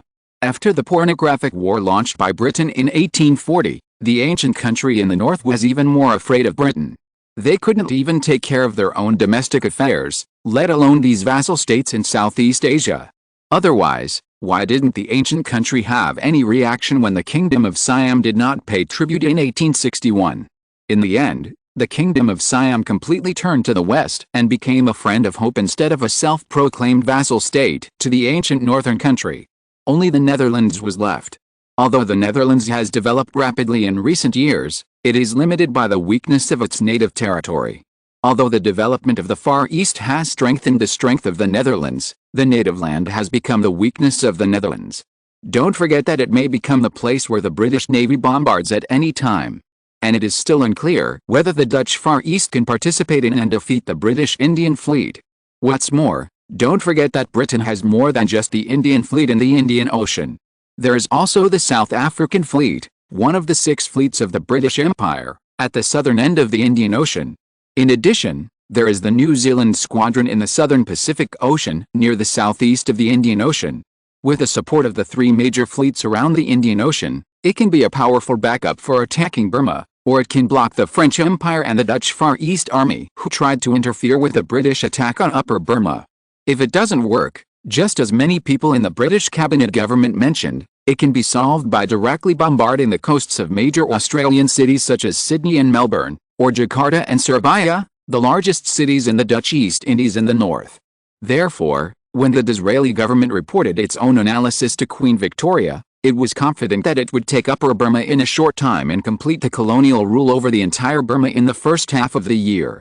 Or it would be too easy for the British Army to block the Strait of Malacca in violation of the agreement signed by Britain and the Netherlands that year. In short, in the eyes of Prime Minister Disraeli, Upper Burma's ultimatum was a farce and an excuse for war given to Britain. So under Prime Minister Disraeli's idea, the British government began to ask the Governor-General of India, Sir John Laird-Mile Lawrence, to quickly recruit 30,000 native troops in India and take them to the Arakan region on the westernmost coast of Burma on the coast of Burma by cargo ship. At the same time, the natives in the Bengal region also became the target of the British recruitment of native troops, where they formed a line of defense against attacks from Upper Burma. It is said that the 5-party alliance in Upper Burma formed an army of more than 100,000, while Britain had only 85,000 in a hurry, 30,000 in the western Bengal region, 20,000 in Arakan, and 30,000 in Lower Burma. Because the Tenasserim region entered the Kingdom of Siam and was far away from Upper Burma where the battlefield was located, only 5,000 British troops were deployed there. On June 1, 1869, both sides declared war. Despite the persuasion of the Netherlands and other countries, Britain launched a war against Upper Burma. However, the first strike hurt itself. If you're listening to this novel on a channel other than Fanfic World, it means they downloaded and uploaded it without effort. We cordially invite you to visit our channel, Mundo Fanfic Novelis. There you'll find the original version of this story and you can explore many other novels of various genres. We're waiting for you to immerse yourself in a world of incredible novels. Chapter 560, The Chassepot Rifle Relied on by Napoleon III. Britain and Upper Burma have assembled a total of nearly 200,000 people to confront each other in Burma. Countries on both sides of the Atlantic are concentrating on the war that Britain and Upper Burma are about to start. William IV doesn't know what method he used to make those people in Upper Burma dare to declare war on Britain. Crown Prince Frederick of the Kingdom of Prussia asked puzzledly. William IV has always been mysterious. He will be low-key when he should be low-key, but when he should be high-profile, I have never seen him willing to bow to anyone. I can't guess this person, but no matter what, William IV promised us to contain the British Empire, and now he has done it. Prime Minister Bismarck also said, Your Majesty is right. Since the Netherlands has begun to give us what we want, then the next thing we need to do is to quickly prepare for the attack on France. Crown Prince Frederick asked, I wonder what month is the best time for us to start attacking France. William I glanced at Bismarck. Bismarck smiled and said, Why didn't the French Empire attack us? Seeing that Crown Prince Frederick was puzzled, Bismarck said contemptuously, We need to create an excuse for the French Empire to strike first and then we can counterattack. Napoleon III will provide us with it. On June 3, 1869, the 85,000 British troops assembled around the entire Burma all advanced 20 kilometers to the north. Lower Burma also moved south, and the space for easing between the two sides became smaller. In Paris, the French Empire, Napoleon III frowned even more after receiving the news that the Upper Burmese Five-Party Alliance declared war on Britain. The British are gathering more and more troops, which is not a good thing. The war potential of the Upper Burmese Empire has actually been launched. Limited by transportation and productivity, this should be the maximum force they can mobilize. The population of Upper Burma at this time is only 2.1 million, and the whole of Burma is 3.4 million. Historically, Burma had 9.606 million people until 1900. In the First Anglo-Burmese War, 1819 to 1822, Britain supported internal rebels in Burma, but was finally defeated by the Burmese royal family. In the Second Anglo-Burmese War, 1837 to 1851, Britain took advantage of Burma's civil war and diplomatic dilemma to gradually erode Burma's internal power. In the end, it occupied all three of the western coastal regions of Arakan, Lower Burma and Tenasserim as colonies, occupying one-third of Burma's territory. The rest of northern Upper Burma is inland, and the north is close to the ancient Far East. In the middle of the 19th century, the world's major capitalist countries began to transform from free capitalism to imperialism. The United Kingdom led by Queen Victoria and the French Empire led by Napoleon III, led by European countries, expanded commodity markets around the world, plundered places of origin, and tried their best to compete for colonies and spheres of influence. Thinking of this, Napoleon III sighed and said unwillingly, Queen Victoria's Britain took the first step. Relying on the powerful navy, they first took over the Indian subcontinent, and then took over Bengal. They drove the Malay Peninsula, which they already had, and slowly surrounded the coast of Myanmar to prevent other countries from interfering with their actions against Myanmar. Prime Minister Olivier also said, from 1860 to 19,869, the British cabinet government, from the former Prime Minister Viscount Palmerston to the current Disraeli, has been trying to make Upper Burma a vassal state similar to the Indian princely state, but they have all failed. It must be said that the people of Upper Burma are not stupid. They actually know how to take advantage of the contradictions and struggles between our French Empire and Britain for the Indian subcontinent and the Southeast Asian peninsula. Half a year ago, they resumed negotiations with our French Empire and adopted the so-called policy of using barbarians to control barbarians by using barbarians. Napoleon III said self-deprecatingly, but haven't we been tricked? What does Upper Burma say? Prime Minister Olivier, the people of Upper Burma promised us that if we help them defeat Britain, they are willing to secretly support France in the war between the Kingdom of Siam and the French Empire. Napoleon III, do you believe it? Prime Minister Olivier, yes. Napoleon III, why? Olivier, because Upper Burma, as the Orthodox of Burma, has always been competing with the Kingdom of Siam for influence on the Southeast Asian peninsula. In particular, they have fought several wars over border issues on the Malay Peninsula. It is understandable that Upper Burma supports the French Empire and supports the French position in the Laos War. What's more, Upper Burma promised us that after driving Britain out of Burma, it is willing to transfer the Tenasserim area of Burmese territory on the Malay Peninsula east of the Andaman Sea to France.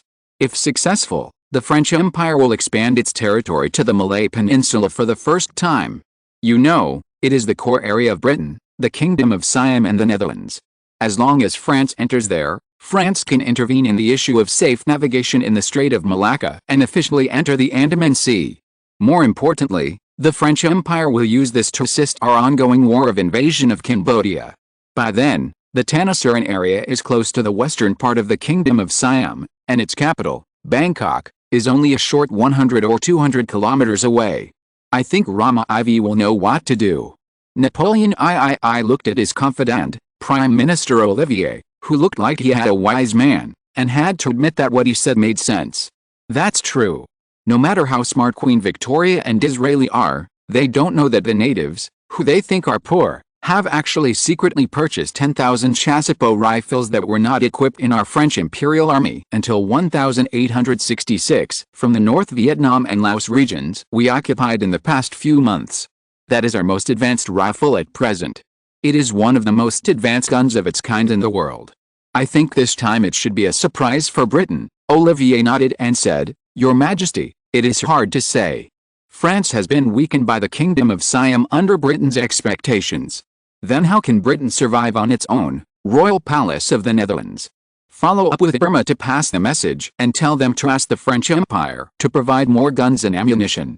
It would be best if the French arsenal is moved to the Far East, William IV said to Mackay Sean, director of the Netherlands International Intelligence Agency. Which model of French Empire firearms? Mackay Sean, the French military currently mainly uses chassepot rifles. Is it this? William IV frowned. In the 1850s, the Prussians were equipped with a Dries bolt-action rifle, which had defeated many countries including France. Although European countries generally believed that this weapon was not as airtight as the muzzle-loading rifle, they also more or less realized the superiority of breech-loading weapons and began to consider the issue of replacement. The Prussian-Danish War of 1863 and the Prussian-Austrian 7-week war launched by the Kingdom of Prussia in 1866 accelerated this urgency. Against this background, the excellent example of early breech-loading rifles, the chassepot rifle, which combined honor and disgrace, was developed in France at this time. Mackay Sean, this French chassepot rifle has a full length of 130 centimeters, a strong light length of 79.5 centimeters, weighs about 4.6 kilograms, a caliber of 11 millimeters, a rate of fire of 410 meters per second, and an effective range of 800 meters. William IV, what's the problem? Mac Sean, when the chassepot rifle is used, the lead bullet is easy to deform in flight, and its lethality is less than that of the traditional Minié rifle. But this is not a big problem for France. William IV asked, how does it compare to our Mauser rifle? Of course it can't be compared, Mackay Sean said affirmatively. On August 30, 1866, the chassepot rifle was approved for equipment in the French army. In the same year, Chassep, who developed the rifle, was awarded the Legion of Honor, with a rank of knight, and a reward of 30,000 francs by Napoleon III. However, Napoleon III and French officers attached great importance to it. Seeing William IV's questioning eyes, Mackay Sean explained, the first drop of blood of the chassepot rifle came from the Italians. In October 1867, Garibaldi led the volunteers to press Rome. French Emperor Napoleon III sent troops to Rome first and formed an alliance with the Pope. On November 3, in the Battle of Montana, Garibaldi's volunteers, who were poorly organized and lacked cavalry and artillery, were severely beaten by the French army equipped with chassepot rifles. More than 1,000 people were killed and wounded and had to withdraw from Rome the next day. Among the wounded was even Garibaldi himself. The French army had only 38 casualties, and the Pope's army had 144 casualties. He pointed out, it was because of the miracle created by the chassepot rifle that the French were very excited for a while. It was because of this battle that the French regained their confidence from the fear of the Prussian-Danish War and the Prussian-Austrian War launched by Prussia. They believed that there were almost no comparable breech-loading rifles in the same era. For the French military, the emergence of the chassepot rifle could reverse the military strength of the Franco-Prussian War in one fell swoop. William IV asked uncertainly, in other words, in terms of the current threat from France to Prussia, do you think that France has an overwhelming advantage over Prussia due to the advantage of the chassepot rifle? Mackay Sean, not bad. Ignorance is bliss, William IV said secretly. He thought, in 1882, after France controlled North and South Vietnam and Cambodia, it occupied the northern territory of Laos, a vassal of the Kingdom of Siam. France's active expansion in the Southeast Asian peninsula made Britain uneasy. In May 1883, Burmese Thiepwa sent an embassy to France to win France's commitment and assistance. After hearing the news, Britain felt more threatened and decided to put pressure on France and planned to annex Upper Burma in one fell swoop. In March 1885, while France was busy fighting with the ancient great power in the north and competing for Madagascar Island, Britain formally sent a diplomatic note to France on the political alliance between France and Burma. France denied the alliance with Burma and recalled its consul in Burma. After curbing the power of France, Britain issued a final ultimatum to the King of Burma on October 22 of the same year, using the excuse of the Bombay-Burma Trading Company's teak logging case, demanding that Britain be given the power to supervise and manage Burma's diplomatic affairs. He thought that now we have disrupted the rhythm of history and allowed the Dutch in Upper Burma to promote Upper Burma and France to secretly form an alliance in advance at the beginning of this year, and it was not a loose alliance in the later French Third Republic. Just now, Mackay-Sean also mentioned that France has provided 10,000 of the most advanced chassab rifles to Upper Burma, and now that Britain is at war with Upper Burma, France will probably be trapped deeper. He instructed Mackay-Sean, Prussia has seen that the promise we made to them has been fulfilled. Urge Prussia to ask them to hand over the Bahrain Islands to us first. Chapter 561, London's anger at the Bengal rout. 1869, Dutch Prime Minister Thorbecke visited the Kingdom of Prussia and met with Bismarck. The two later formally signed an agreement on behalf of the two countries. One of the public agreements was that the Netherlands purchased the Bahrain Islands, which are only 780 square kilometers in the Gulf region of the Middle East, for £200,000. It is only known that the Ottoman Empire gave Prussia the islands when Prussia purchased the Kudur Peninsula in order to deepen its relationship with Prussia, a new power. This time, under Bismarck's special propaganda, it seemed that he had earned £200,000 for nothing, but it did not cause much resentment among the Prussians. The other one was signed and took effect in secret. The treaty was that Prussia promised that if it could complete the attack and occupy Paris, Prussia would complete the transfer of the French territory of East Oman to the Netherlands. After King William I of Prussia visited the Netherlands in less than a month, the Dutch Prime Minister actually returned to defend Prussia. Such an intimate visit made European countries think differently. Especially when it comes to such a big event as signing a territorial sale, many countries have started to think about it. However, the two most powerful countries in Europe, Britain and France, are currently trapped in the Southeast Asian peninsula in the Far East. Britain is even preparing for a war with the natives of Upper Burma, which has made many people temporarily suppress their curiosity. Although the British Empire was suspicious, facing the ideas of the Netherlands and Prussia at this time, as long as they did not provoke Britain, they could wait until the natives of Upper Burma were dealt with. The French Empire also had doubts, but just like Britain, France secretly supported Upper Burma, which was a thief's intention. With a guilty conscience, Napoleon III chose to remain silent. These two great powers are like this. Even if Franz Joseph I of the Austro-Hungarian Empire has other ideas, he can only wait for Britain and France to free up their hands from the Far East before he can make a fuss. After all, he was scared by Prussia led by William I and Bismarck 3 years ago. Britain wants to fight to the death with the Upper Burma coalition forces. At present, Upper Burma has no chance to win the war. In order to prevent someone from taking advantage of the fire in the southern waters, the British Ministry of Defence announced in London that it would support 1/3 of the ships from the South African fleet to the Malayan Peninsula. Although India has more than 80,000 regular British troops, because the land area of the Indian subcontinent is flat but vast, 80,000 troops look a lot, but in fact, they are not many when they are distributed. South Africa currently has only 50,000 troops, and this is only after the former Boers left there. Britain was able to deploy so few. And Canada also has only about 60,000 troops after signing a peace agreement with the United States of America. In addition, there are less than 30,000 colonies such as the British Sudan in the Middle East.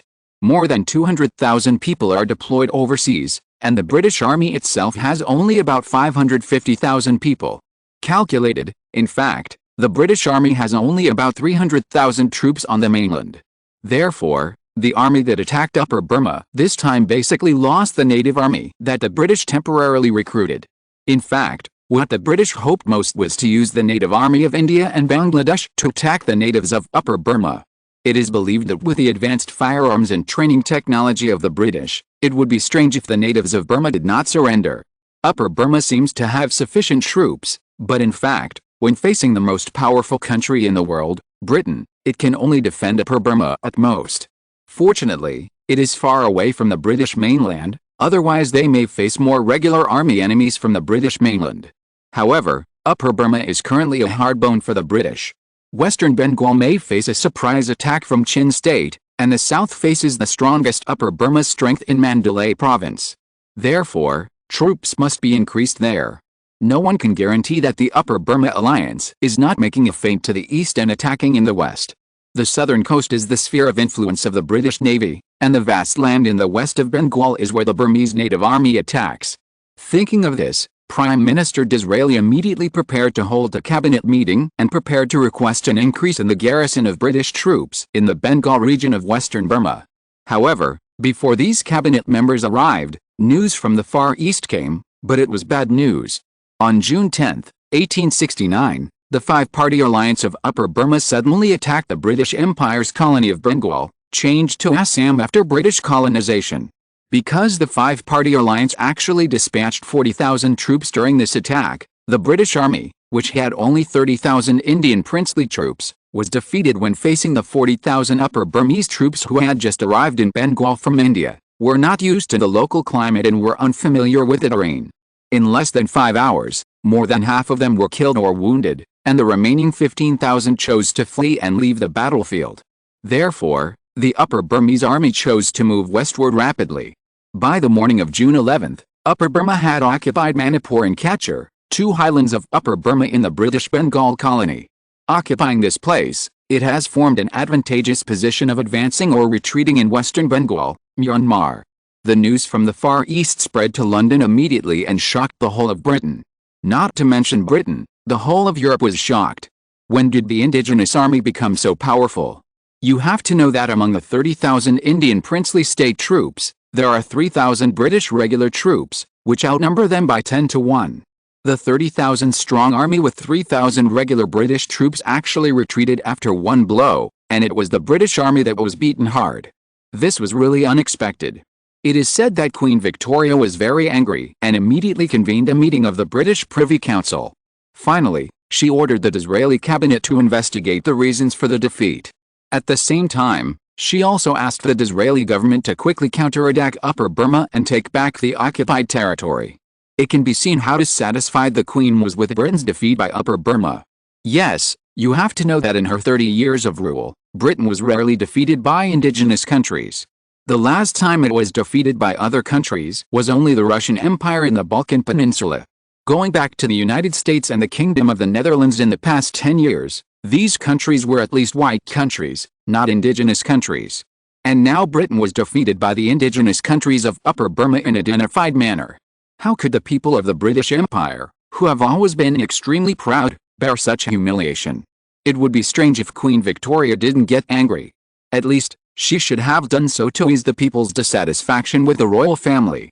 On June 15, 1869, the British government mobilized 20,000 regular troops from the Indian Army to Dhaka, the largest town in Bengal, and began to form a counterattack team there.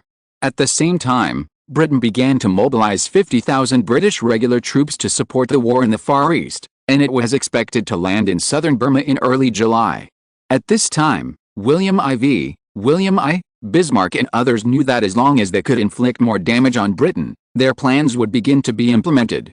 Chapter 562 I really want to serve as Prime Minister for 2 more terms.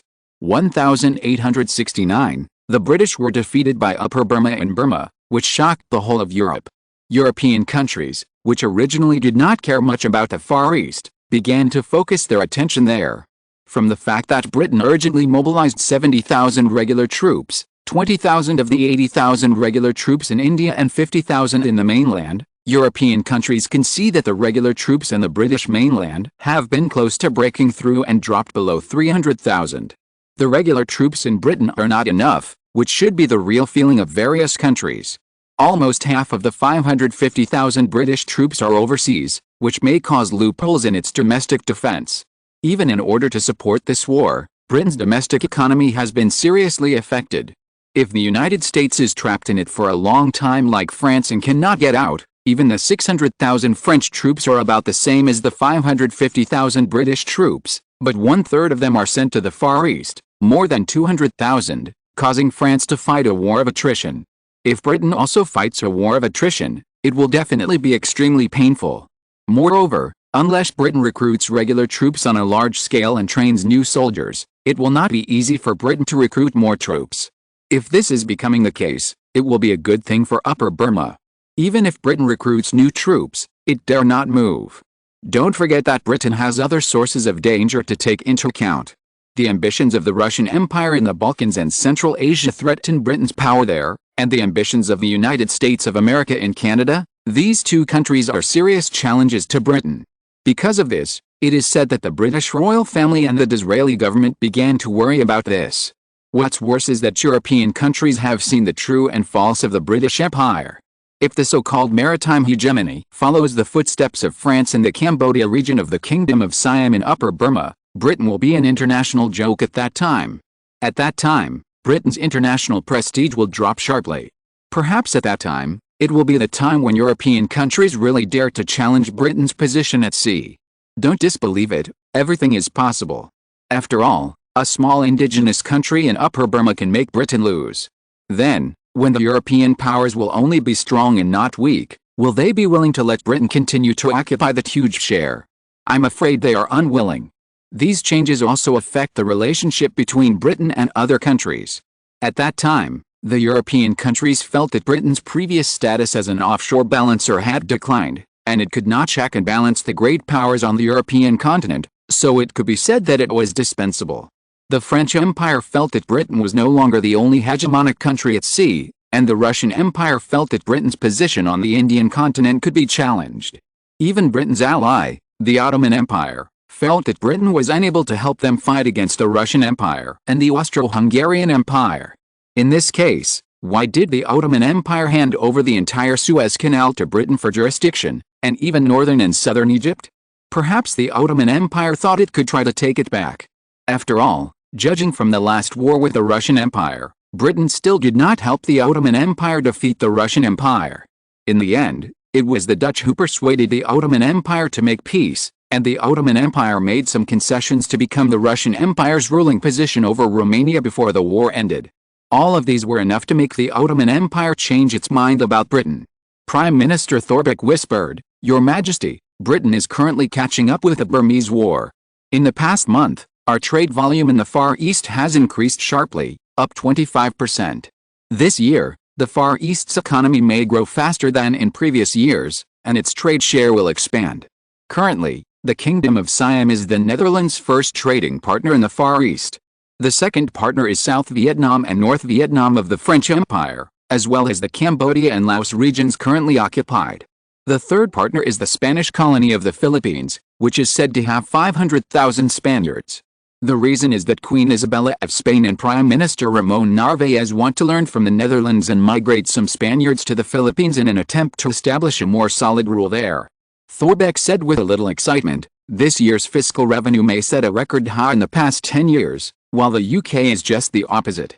While the fiscal revenue may decline, it may also cause a huge decline in trade.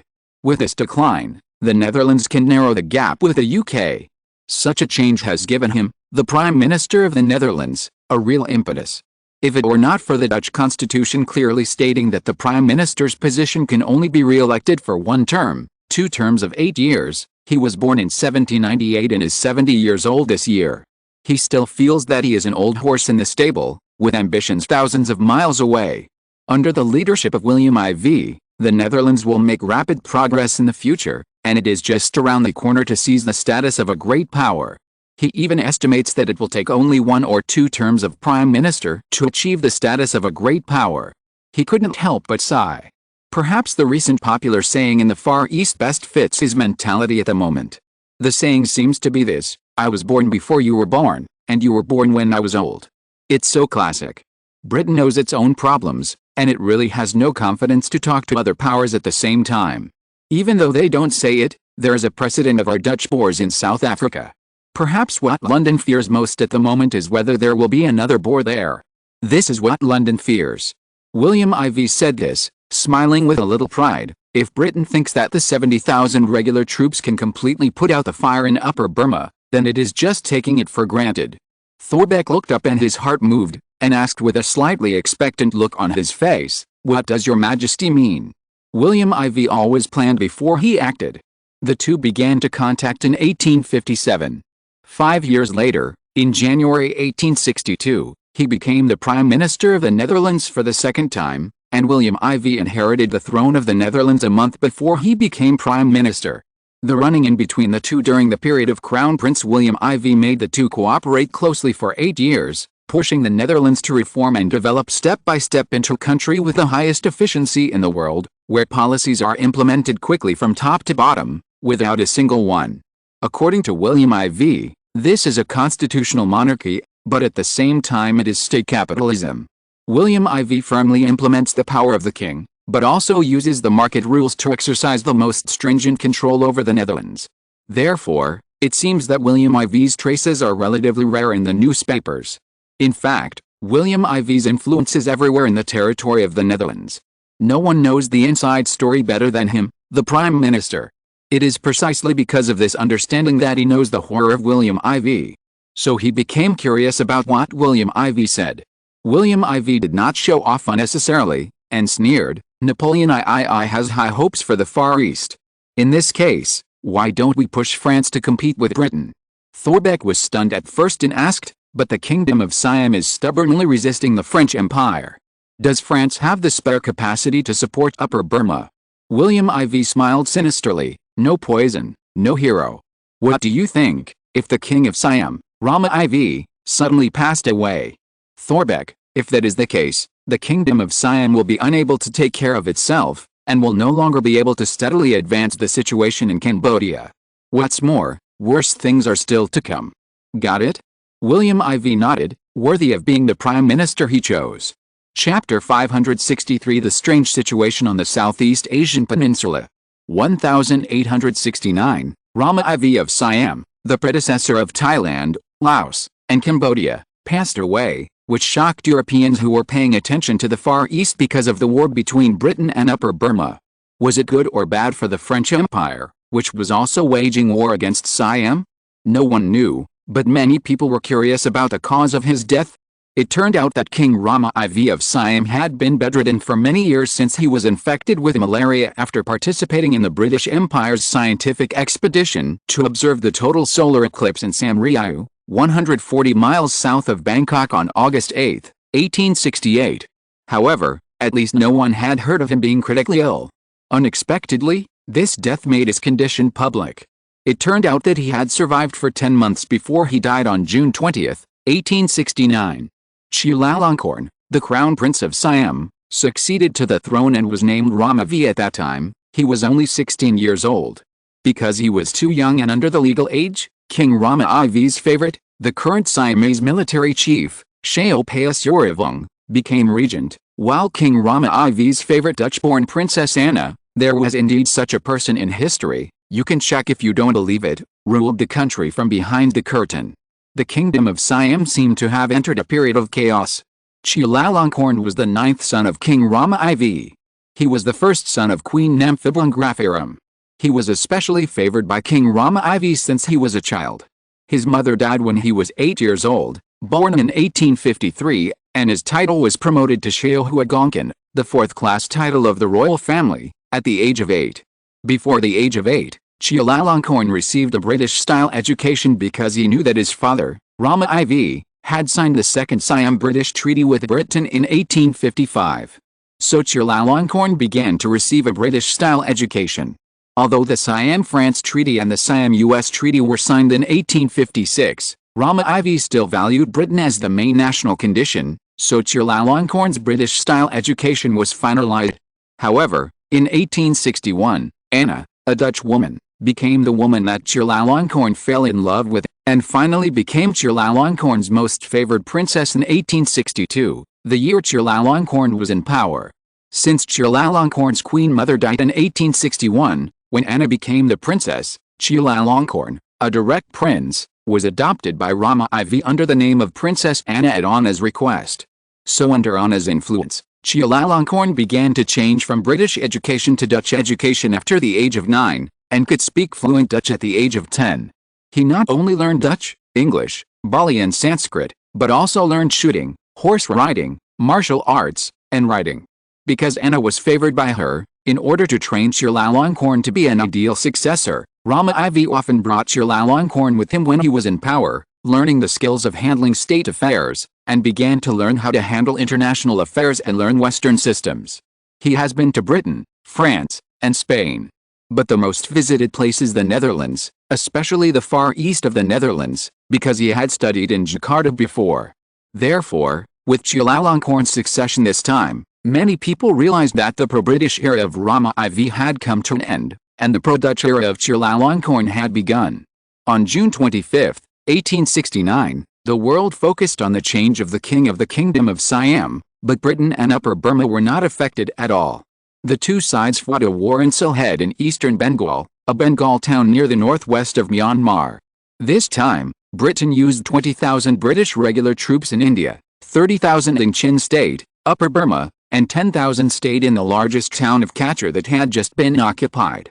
Just when everyone thought that the British regular army would win, what shocked everyone was that Britain failed again. In all fairness, Britain was defeated in Sylhet, and it was defeated thoroughly. 20,000 British troops suffered more than 8,000 casualties, and the rest fled the battlefield. Chin State did not pursue the victory, but Sagaing province under the management of the capital Mandalay province was not so polite.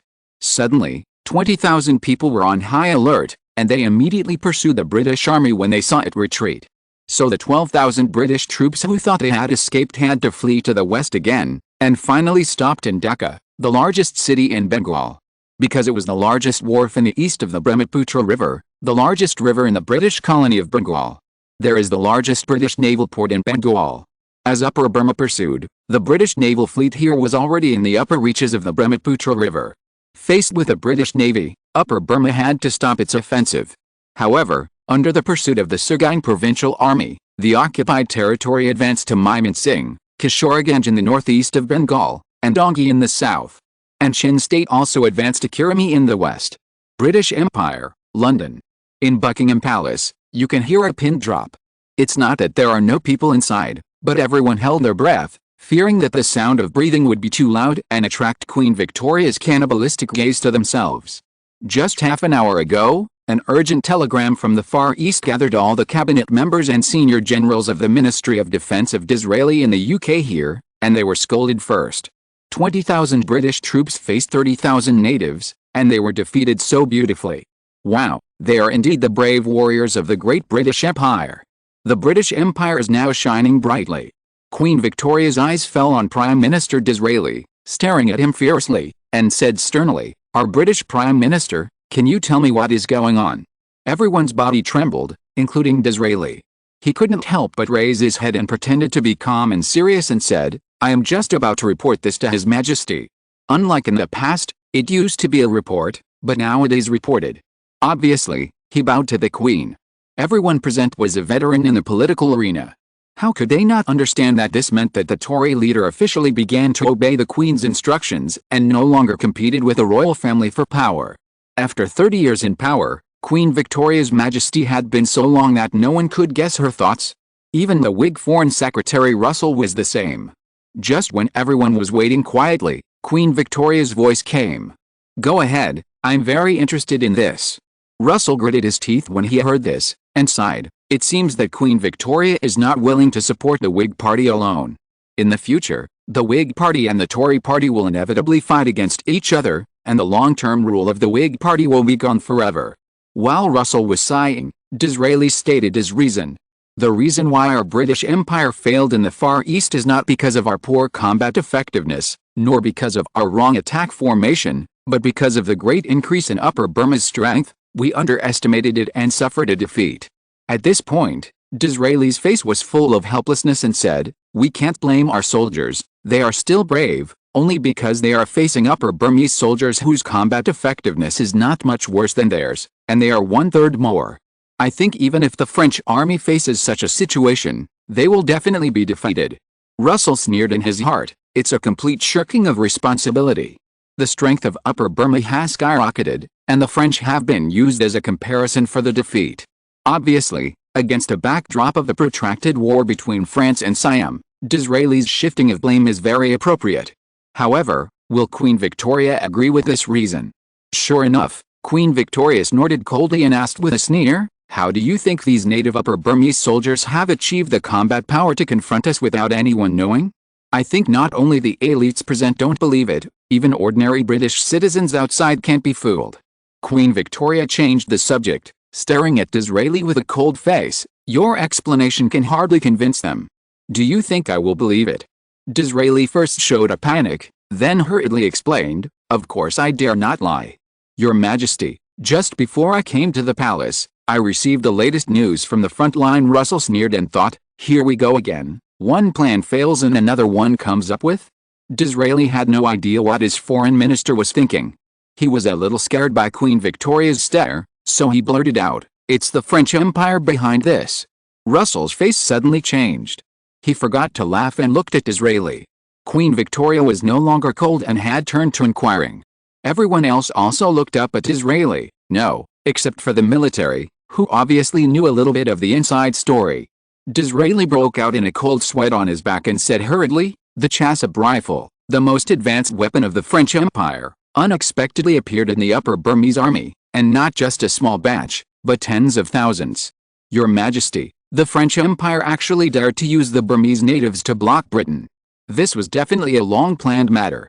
The Chassab rifle had fought a battle with Italy before, with the French, Italian losses being 38,000. Even if it's a bit exaggerated, its power is obvious.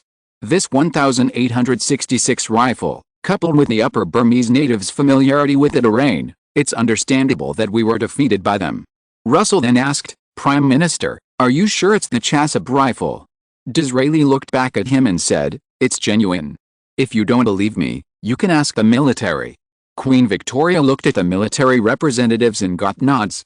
Russell looked at them and had to say in his heart that Disraeli would not have the courage to deceive the Queen. In other words, Napoleon I dared to interfere in the affairs of our British Empire? I didn't provoke him, but he dared to provoke me. Very good. Queen Victoria turned to Russell and said, immediately summon the French ambassador to London to publicly protest France's war against Britain in Burma.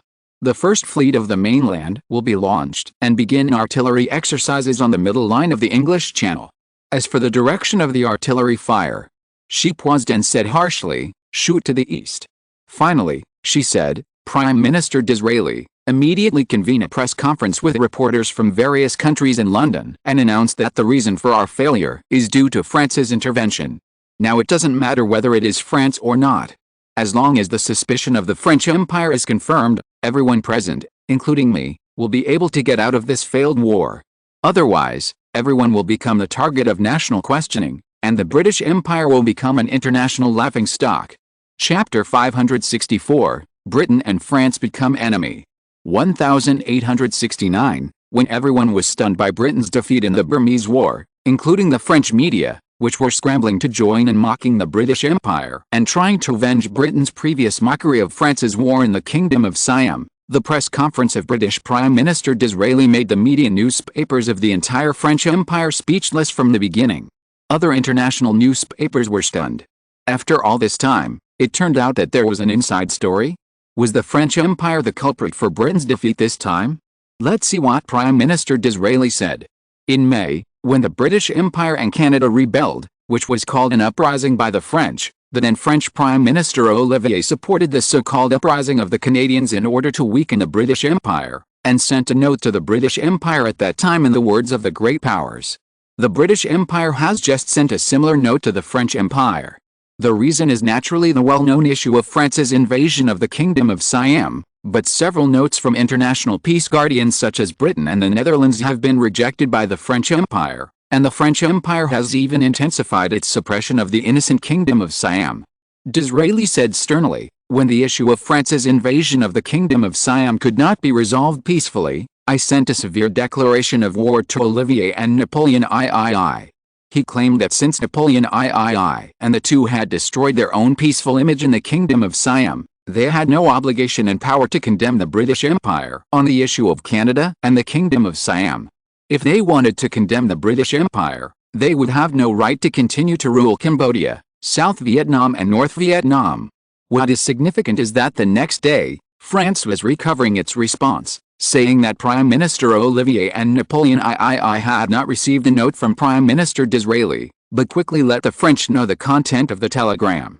On the same day, Dutch Prime Minister Thorbecke asked Britain and France to ease relations, hold talks, and do not complicate the issue on the Far East. We believe that the French Empire should not participate in the war between Britain and Burma, because Laos is the territory of the Kingdom of Siam.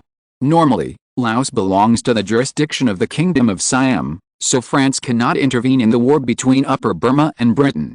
I don't know where the logic of the great Prime Minister Disraeli comes from. Only people with a little bit of normal consciousness know that this is impossible. I quarreled with the neighbor on my left hand. Would you allow the neighbor to dig 2 holes in the 2 walls of your yard to become 2 doors and go in and out every day to steal things from the neighbor on the right? The countries of the world were originally led by British Prime Minister Disraeli to believe that the defeat of Britain was caused by France's participation in Upper Burma, and criticize France for only allowing itself to be a robber, but not allowing others to rob things.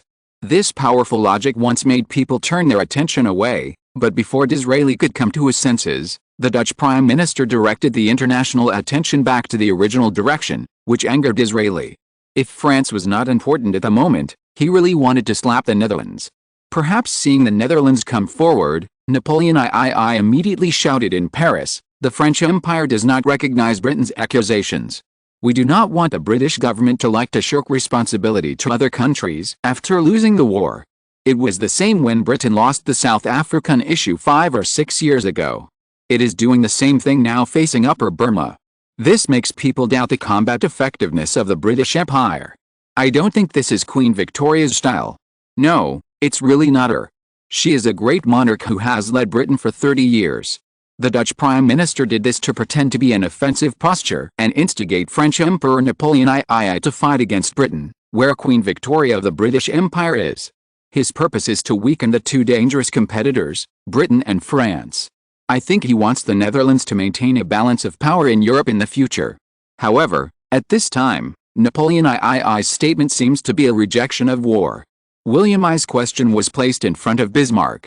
Bismarck shook his head and said, "Your Majesty, it seems that the Dutch Prime Minister Thorbecke and William IV behind him are in trouble because they want to push Britain and the French Empire into war. However, I still firmly believe that William IV has a trick up his sleeve." Bismarck guessed right. At this time, the French Empire made a 180-degree turn. On June 27, 1869, Napoleon III publicly shouted, "Neither the obligations of France, nor the honor and interests of France can force us to fight the powerful British Empire for Upper Burma. If Canada revolts, at least in France, if Britain is not satisfied, it can try to change the French mind. If the Indians are suppressed by Britain, Upper Burma may also be occupied by Britain." Napoleon III loudly shouted in the French House of Commons that the idea of France and Britain launching an expedition for these places was itself a neurosis. He even repeatedly asserted that if anyone in Upper Burma and Canadian Indians believed in the possibility of such a war, it could only be blamed on the Indians or Upper Burma for being short-sighted. Bismarck in Berlin shook his head and thought, Napoleon III is obviously weak, but he still hasn't won back the dissatisfaction of Britain.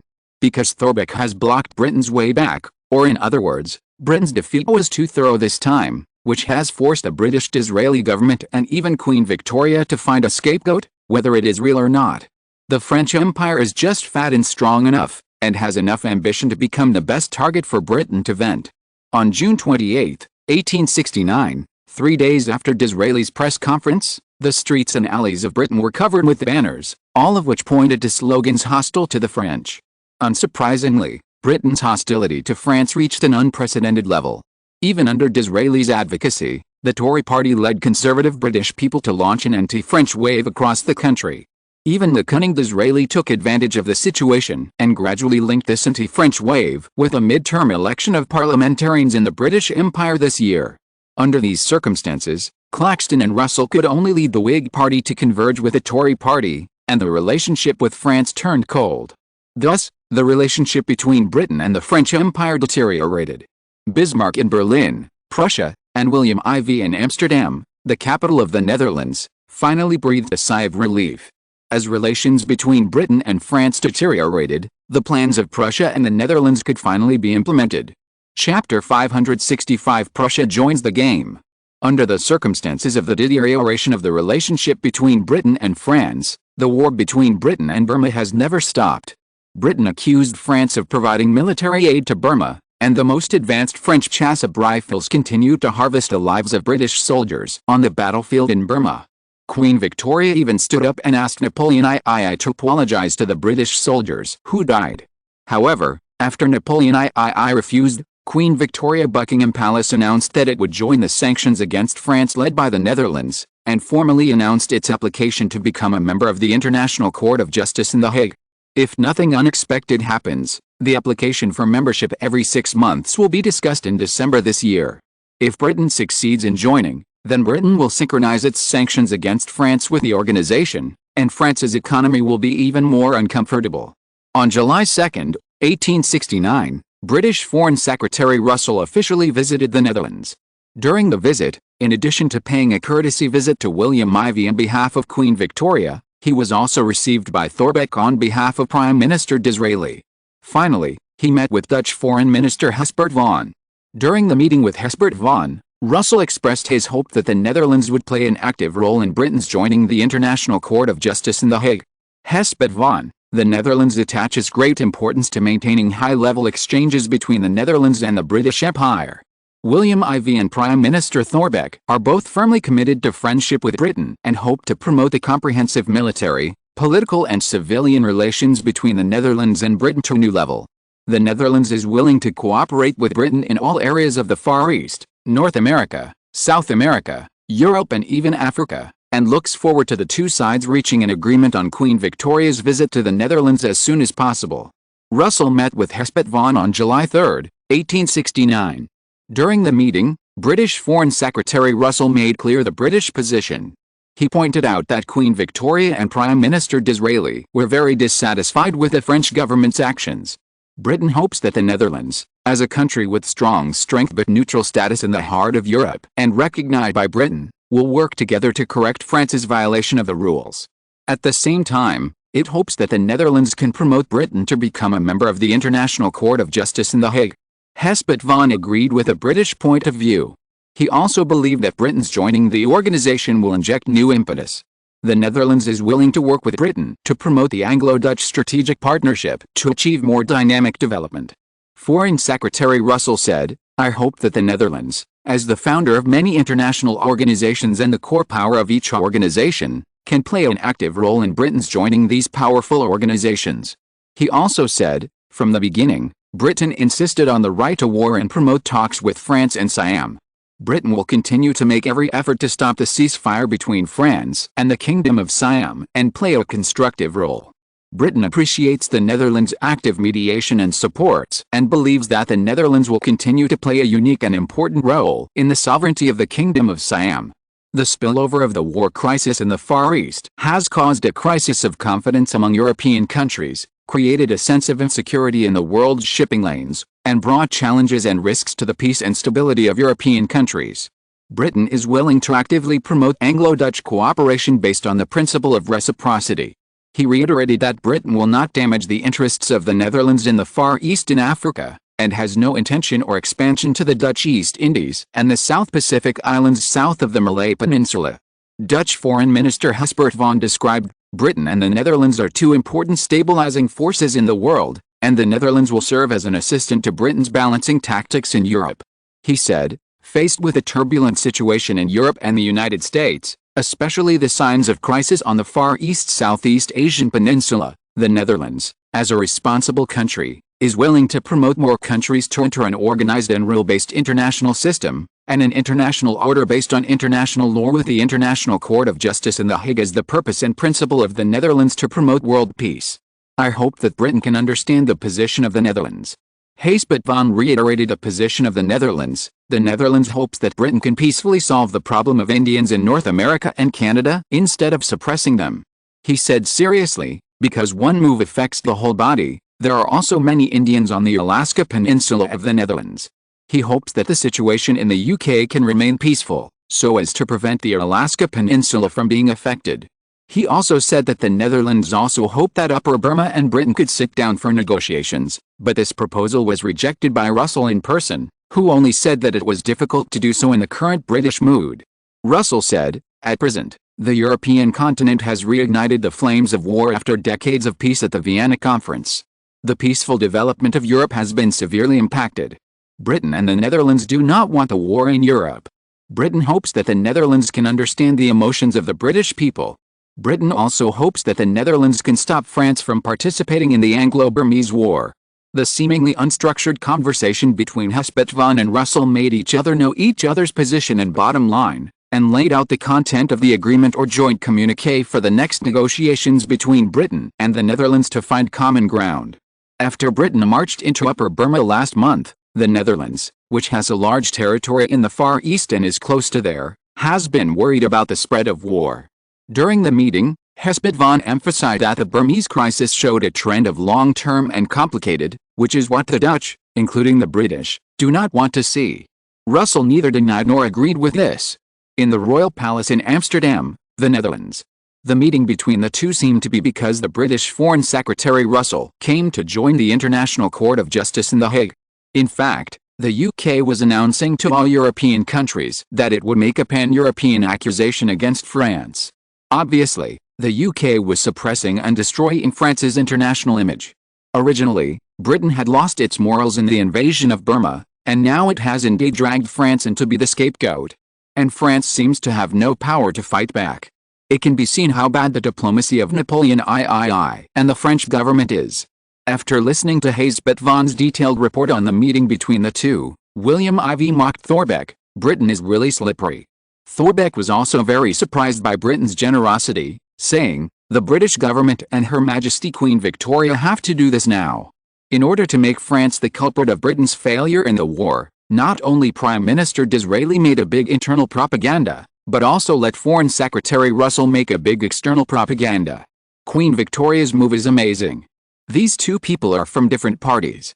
When they go out together, both parties must work hard to deal with it, and she hides behind them. In the end, whether it works or not, she has already preserved it. Obviously, Disraeli and Russell know the Queen's idea. William IV nodded and said, "But the two still have to obey, don't they?" After nodding in agreement, Thorbecke turned and asked, "Now everything is ready, only the east wind is missing. Your Majesty, Prussia's ambition is so great. If we help Prussia like this, will it be too dangerous for the Netherlands?" Although everything is moving forward according to William IV's calculations, the more Thorbecke knows about Prussia's strength, the more vigilant and worried he is about Prussia. It's just that Prussia has shown too amazing combat power in the war in recent years. In the 7 Weeks' War of 1866, Prussia and the Austrian Empire, the elder brother of the German Confederation, had a quick and astonishing victory, which disturbed the balance of power in the whole of Europe. In particular, it annexed other members of the German Confederation. Austria was kicked out, which made it impossible to underestimate Prussia. Earlier, Napoleon III of the French Empire had the potential to dominate the European continent. Although the Second French Empire was not consolidated internally at that time, the French army's continuous military victories in the Crimean War and the wars between the Austrian Empire and Italy and France calmed many internal conflicts, and Napoleon III also won a certain amount of public support. William IV said, "Napoleon III tried his best to restore the European hegemony of the First French Empire, but he did not think that the opponents France faced were no longer the same. All countries are rising, not to mention the Netherlands. Even our powerful neighbor in the east, Prussia, is currently under the planning of Prussian Chancellor Bismarck, who has already played an important role in the German Confederation. Now Prussia is integrating with other countries more and more. Napoleon III has been cut off from the most important eastward route of hegemony. Unless he can conquer Prussia, he can only be locked in Western Europe." He further pointed out that Prussia was not stable in the first few years after it annexed other countries. At that time, Napoleon III was facing the last chance, But he was too ambitious and wasted such an opportunity. To be precise, the victory of the Austro-Prussian War in 1866 confirmed Bismarck's leadership in Prussia, and William I seemed to support him unmoved, which made Prussia a serious threat to France's hegemony in Europe. Foreign Minister Chancellor Van Hall also joined the conversation at this time and said, "In the past few years, the French authorities realized that the rise of Prussia posed a threat to its status. Therefore, many nationalists in the French parliament proposed some active foreign policies. They even regarded the policies as compensation for generous domestic concessions. Even when Prussia proposed to Napoleon III to go to war with Austria, Napoleon III asked Bismarck to agree to merge part of the territory of Bavaria and Black Darmstadt on the west bank of the Rhine with France as compensation for France's neutrality in the Austro-Prussian War. It is said that Bismarck agreed." Thorbecke: "Yes, 2 years have passed since the Austro-Prussian War, but the Kingdom of Prussia has not yet handed over the original promise to France. Now many people in France are ashamed of this and demand that Prussia be punished and take these territories directly. However, King William I of Prussia seems to be unwilling to do so. Last month, he restored Napoleon III and said that Prussia and France should still hold a meeting to discuss the ownership of Alsace and other places." William IV sneered, "Why did I hear that there are rumors that Bismarck is going to tamper with William I's king's reply and is ready to flatly refuse the meeting?" Thorbecke and Chancellor Van looked at William IV in shock. They were stunned by the news. Chancellor Van couldn't help but ask in surprise, "Not really? If this is true, then Napoleon III must be very angry and may even provoke the Franco-Prussian War?" The two men immediately anticipated this, and suddenly, their eyes lit up. Bismarck and William I did it on purpose? Prussia wants to find an excuse to take action against France. William IV nodded and said, "Look, the show is about to begin, this time it's real." Chapter 566. The first fire burns to North America. The situation in Europe that was favorable to the indigenous people did not last long. On July 10, 1869, because the British people were dissatisfied with France's participation in the Upper Burma War, conservative forces rose again. In addition, the diplomatic disputes in the Anglo-French War continued to escalate, diverting the attention of the conservatives. In the UK, even the Whig Party, which was known for its moderate diplomacy, followed a trend. No one in the UK cared about Canadian Indians anymore. Even the international community was distracted by the Upper Burma War, which caused the Indians' rights and interests in North America to be isolated and helpless. The rights of the Indians in Canada, a British overseas territory, were once again in danger. For the conservative Tories and racists, it is urgent to seize the rights of the Indians, because only in this way can the British whites occupy the leading position in all foreign policies, unlike the Netherlands, whose own strength has to rely on the indigenous labor force under the Netherlands due to the disadvantage of a small population. In fact, many important officials in the Netherlands also advised William IV, including the Foreign Minister Chancellor Van. His position was indeed correct, because the Netherlands' practice of accepting indigenous people as Dutch citizens has deviated from the same position of white supremacy in Europe, which makes the Netherlands almost the same as the United States of America. Chancellor Van was afraid that the Netherlands would become an outlier among the European countries and be isolated. William IV sighed with regret. "What they don't know is that time is running out. The Netherlands must rise quickly. No matter how hard the Netherlands struggles in Europe, it is surrounded by the four major countries of Britain, France, Prussia and Sweden. The expansion is limited. Therefore, the mainland only needs to maintain its existence, but it is difficult to serve as the foundation for the rise of the Netherlands. After counting and counting, I have to admit that with a 1,000 islands country that is being formed in the far east of the Netherlands, as long as the Netherlands completes its defense, the rise of the Netherlands will be unstoppable. At present, the biggest opponent of the Netherlands in the far East Indian Ocean and Pacific Ocean is Britain, because Britain has an obvious advantage in the north of the Indian Ocean, and in the Pacific Ocean, the Netherlands must establish its own safe base, so a safe rear base is inevitable in the future." Thinking of this, William IV had to marvel at Queen Victoria's means, opened the map, and stared at the southern Pacific Ocean with a spirit. The Boers frightened Britain in South Africa. Britain was in a state of turmoil. Under this pressure, they gave Australia to me, but only kept the New Zealand Islands. After many negotiations, Queen Victoria remained indifferent. I think Queen Victoria had thought of the current situation of the British and Dutch hegemony in the Far East. Opening the world map, New Zealand is located at the southernmost part of the Pacific Ocean, and it is an obstacle where the South Pacific and South Indian Ocean routes meet. If you want to reach the developed southeast of the Australian continent, through the Atlantic Ocean through the Strait of Magellan and the Drake Passage in South America, the New Zealand Islands have become the shortest way. William IV murmured, New Zealand must be snatched from Britain to the Netherlands as soon as possible.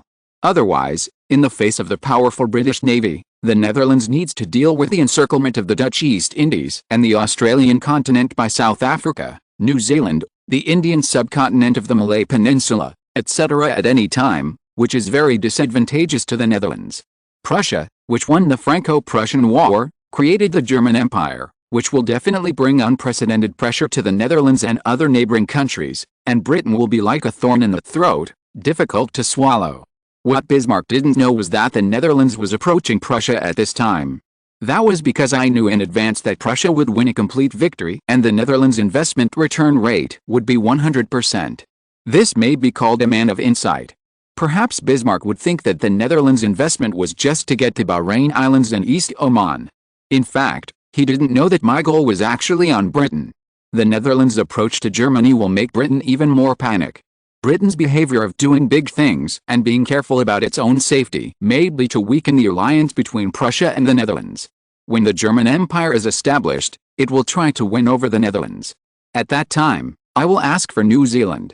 At that time, the threat to the British Isles from the German Empire and the threat to Britain's interests in the Far East after the Netherlands takes over the New Zealand Islands will be more important. I think Queen Victoria will be able to distinguish clearly. New Zealand fell into the hands of the Netherlands, and the Netherlands really had the greatest influence in the South Indian Ocean and the South Pacific. Prussia defeated France and replaced the German Empire to become the new European hegemon in Central and Western Europe. Europe will usher in decades of peace. Therefore, this may be the last chance for the Netherlands to get New Zealand in the next few decades. If it is missed, it will have to wait for the war more than 40 years later. In the decades before that, the security of the Netherlands will continue to be restricted by Britain. Therefore, in any case, New Zealand must fall into the hands of the Netherlands within these 2 years. Is the war between Britain and Upper Burma and Burma the first opportunity?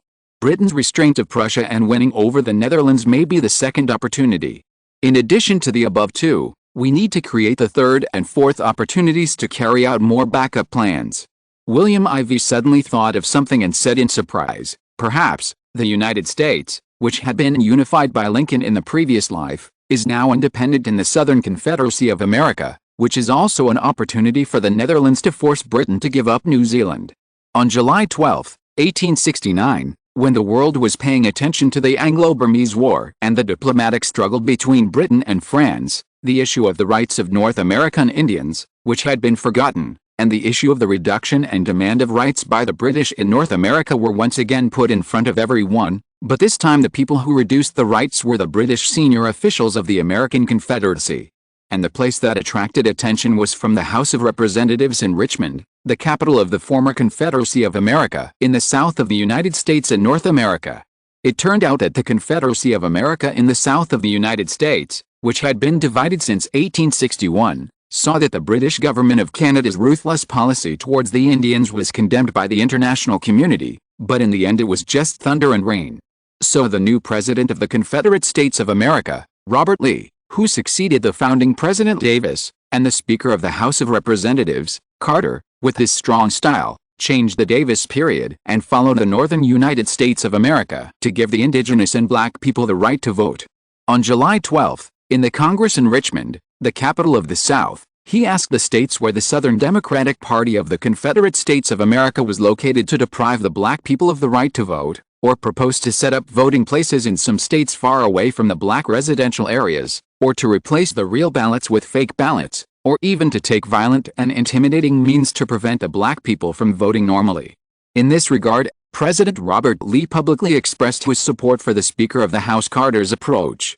In order to resist the Southern Democratic Party, organizations such as the Black Knights of Labor and the National Colored Farmers Union emerged in the black community, but due to the disparity in power between the two sides, the final winner was still the ruler of the state government. So in this situation, Some black people in the Southern Confederate States of America adopted a passive resistance method and moved to the Northern United States of America, or other states that were relatively friendly to black people. But in fact, no matter where they were, the lives and circumstances of black people in the Southern Confederate States of America did not improve. Faced with the resistance of black people, the white people represented by Robert Lee took crazy retaliatory actions. At the Mississippi State Constitutional Convention, Robert Lee's Democratic Party proposed and passed a constitutional amendment, stipulating that voters must pay a $2 HUD tax and pass a cultural test to register. This move alone deprived 123,000 black people of their right to vote. The proposal only caused 9,800 white people to lose the opportunity to vote. In this way, white people took advantage of the loopholes in the Confederate Constitution Amendment to deprive black people of their right to vote. Later, other states in the Southern Confederate States of America followed suit. The actions of the Confederate States of America completely angered the Northern Confederate States of America, especially the 2 million black people in the Northern Confederate States who already had the nationality and voting rights of the country. Even the indigenous Indians in the western part of the Northern Confederate States of America were dissatisfied with this. We are very concerned about the inhumane practices of the Robert Lee rebel government in the South. Their actions will only make the black people living on this land more dissatisfied, and also prove that the Southern rebels are doing the opposite. The President of the Northern United States of America, Johnson Andrew, followed up in Washington at the right time to condemn, the Federal Republic supports black people to obtain the right to vote. This has been deeply marked in our Constitution of the United States of America and cannot be changed. We call on the Southern regime to support the Constitution, rather than making random changes to cover up the truth. At the same time, we call on our black compatriots in the South to continue to fight for your rights. We in the North are your firm backers, and the North welcomes you back to our country. Faced with President Andrew's confession to black people and criticism of Robert Lee, the South knew that it was in the wrong and no longer paid attention to Andrew's provocation, but instead became more aggressive. On July 14, 1869, when the British Army in Upper Burma were fighting for Dispur in the south of the Brahmaputra River in Bengal, the relevant laws of South Carolina in the Confederate States of America became more stringent. In response to Robert Lee's call, the state's white leaders introduced the amendment to the Mississippi Constitution, plus 2 years of residency and $300 to obtain the right to vote. At the same time, Louisiana came up with a unique grandfather clause, which stipulated that adult men and their descendants who enjoyed the right to vote before 1849, 20 years ago, had the privilege of exemption from education, property and taxation, and continued to enjoy the right to vote, while others did not have the right to vote. In fact, before 1849, blacks had no right to vote in the state. So this was equivalent to depriving the blacks of the state of their right to vote. Following the lead of these 3 states, the remaining 10 states of the Confederate States of America in the South followed suit and enacted laws in this form to restrict the voting rights of blacks. The call of Robert Lee of the Confederate States of the South was fully implemented, shocking almost the entire Europe. At the same time, the Robert Lee government also completely angered global civil rights activists and indigenous countries around the world.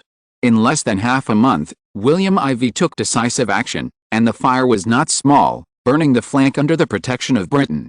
If you're listening to this novel on a channel other than Fanfic World, it means they downloaded and uploaded it without effort. We cordially invite you to visit our channel, Mundo Fanfic Novelis. There you'll find the original version of this story, and you can explore many other novels of various genres. We're waiting for you to immerse yourself in a world of incredible novels. Chapter 567, Crisis of the DuPont Consortium. During the hot summer, the Dutch royal family likes to escape the heat at the Palace of Roth on the northern edge of Apeldoorn in the province of Gelderland. From 1686 to 1869, it has been the favorite summer palace of the rulers of the Kingdom of the Netherlands for 183 years. The Baroque garden of the Palace of Roth is known as the Versailles of the North. It is an Ixen garden with fountains, pools, sculptures, terrain lawns, and English-style passages. There is even a thick layer of plaster painted on at the beginning of this century during the Napoleon era. Because of the plaster layer, this building has been known as the White House in the Green Forest for many years. The palace is surrounded by a Baroque courtyard, which is completely surrounded by stairs, sculptures, pergolas and vases. The flowers and plants here are carefully cultivated, and the beautiful scenery presented every spring and summer is exactly the same as that enjoyed by the royal family in the 17th century. The fountains and artificial waterfalls in the garden are also like the 17th century, and there are wonderful performances at any time. Surrounded by forests and lakes, the Luo Palace, after losing its royal mystery in the 21st century, has given the opportunity for ordinary people to appreciate its original beauty and romance, and walk into this beautiful scenery that originally belonged only to the European royal family and the Dutch royal family. By the way, William IV fainted for unknown reasons during a trip to the Luo Palace in the Netherlands in the 1930s, and then traveled through time and space to become the great-grandson of the emperor, his grandfather William I in 1840, who was here to escape the summer heat. To be honest, the Luo Palace is actually a collection of various treasures of the Dutch royal family. In the early years, the Dutch colonists brought back from the Indian subcontinent, the ancient Far East, Japan and other countries when they were doing business and plundering. The Dutch East India Company can be said to have brought back everything that could be brought or carried back. Therefore, there are all kinds of cultural relics from the East and the West here. If these treasures were in later generations, they would definitely be cultural relics of sky-high prices. Even William IV believed that these things alone would be enough to sell for more than $10 billion. Unfortunately, when I traveled to the palace of the Holy Roman Emperor in later generations, I didn't have any. Apparently, as a local Dutch tour guide said at the time, they had already been packed up by the Prussian invaders during World War I or World War II. However, there is another saying that most of the cultural relics are in the British Museum. They were the money that the Dutch royal family spent to flee to Britain for refuge after the war. No one knows whether it is true or not, but William IV thinks the latter is more likely. At that time, he felt sorry for the Dutch royal family. Now that he has become the person in charge of the Dutch royal family, these treasures can be said to be his. In order to prevent them from becoming someone else's, he must always keep the Netherlands safe, whether for the sake of cultural relics or for the safety of his family. If he fails, the value of these things and the safety of his family's lives will be greatly reduced. At present, a separate palace is being built in Melbourne, Australia, William's Summer Palace, which is the future Far East Palace of William IV. In recent years, the temperature in July in Europe has been on the rise. Because of this, William IV has accompanied his wife Queen Alexandra, his son Prince Albert and his daughter Princess Anna to escape the summer heat here in recent years. Perhaps it was a habit brought from his previous life. William IV liked to enjoy the cool under the big tree of Luoguang, which accounted for more than 40% of the green environment, while drinking tea and reading newspapers from all over the world, enjoying the views of the world situation from their own perspectives. Your Majesty, Earl Randy Walton wants to see you. The loud voice of the chief guard Tanludo came, destroying the happy atmosphere of the family. William IV looked at his wife Queen Alexandra and Albert and Anna, shrugged and waved his hands, saying, "Look, I want to be idle, but people won't let me be idle. It's really a life of hard work." The 4-year-old Prince Albert, who now has the title of Prince of Orange and Grand Duke of Australia, just stared and said dissatisfiedly, Father, you go ahead and I'll accompany you later." After that, he ran over to tease the 2-year-old Princess Anna, whose title is now the Grand Duchess of Phuoc Island. Seeing Alexandra's understanding smile, William IV ordered, "Bring him in. He is 80 years old. Bring him a chair at such an old age. Randy Alton has been your right-hand man, William, and has been in control of the wealthy Dutch East India Company for more than 10 years. He has made great contributions, but he has also worked hard. Your Majesty's respect for him is well deserved."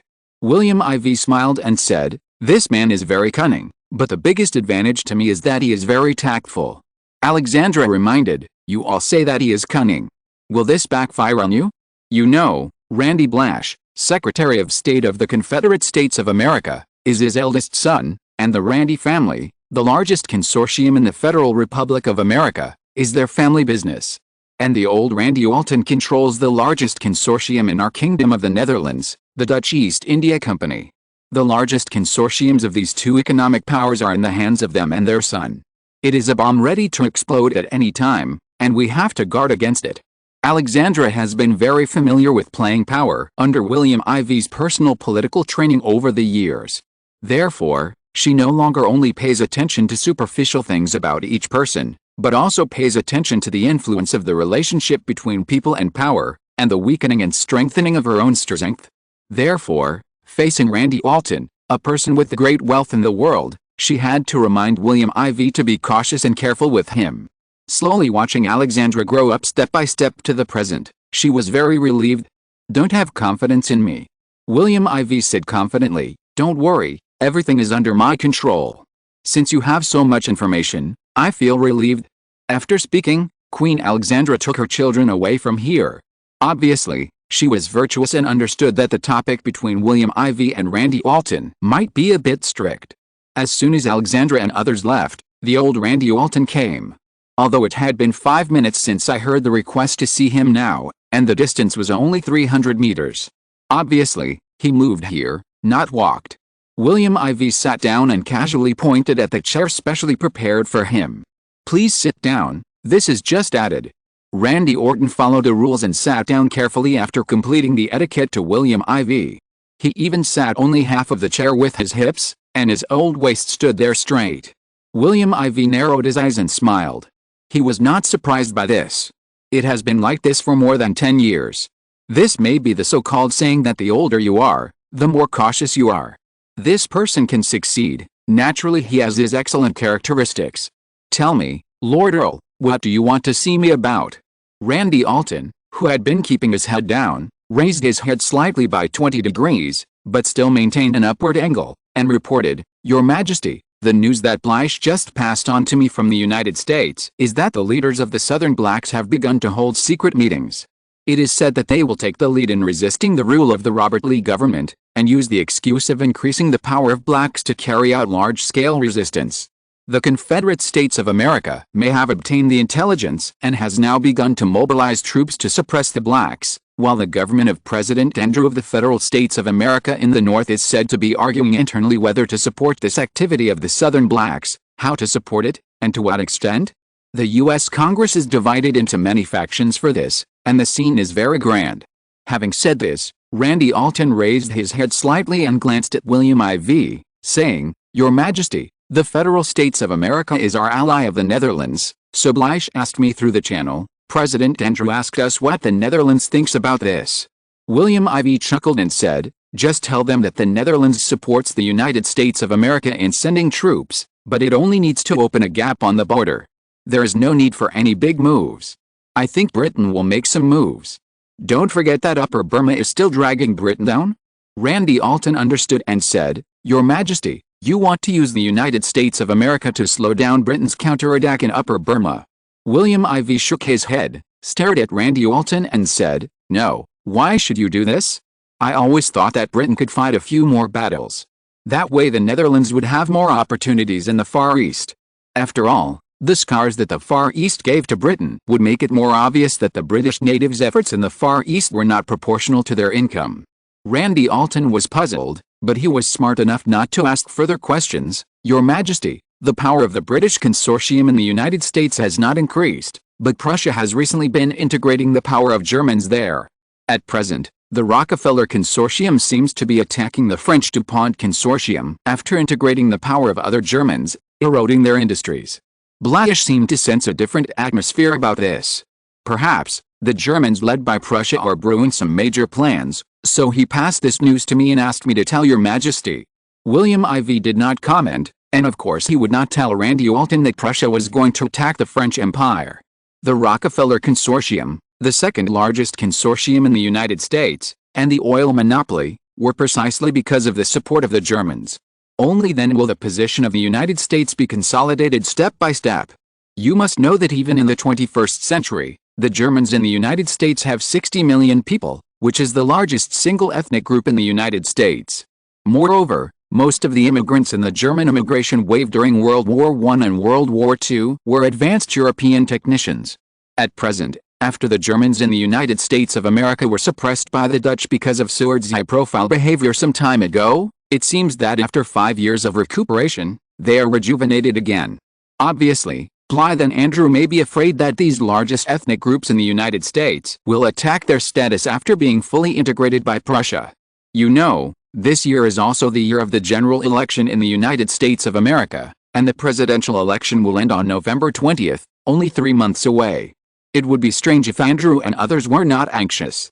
What they don't know is that this is just a trick of Bismarck and others in Prussia to interrupt the French DuPont consortium from providing nutrients to France.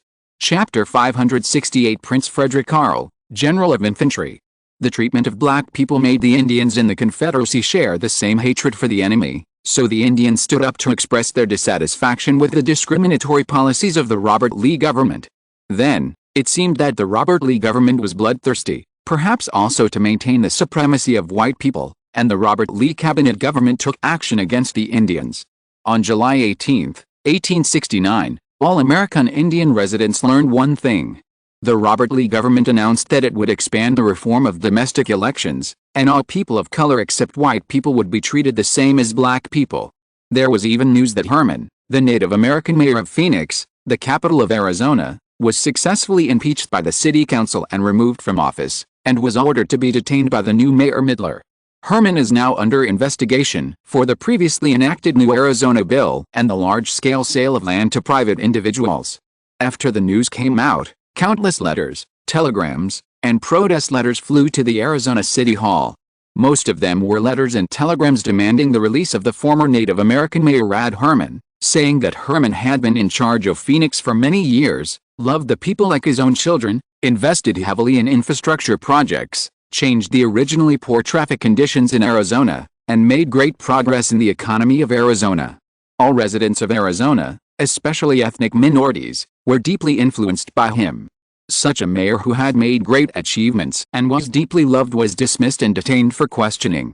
This was unacceptable to all Indians in South America, including Arizona.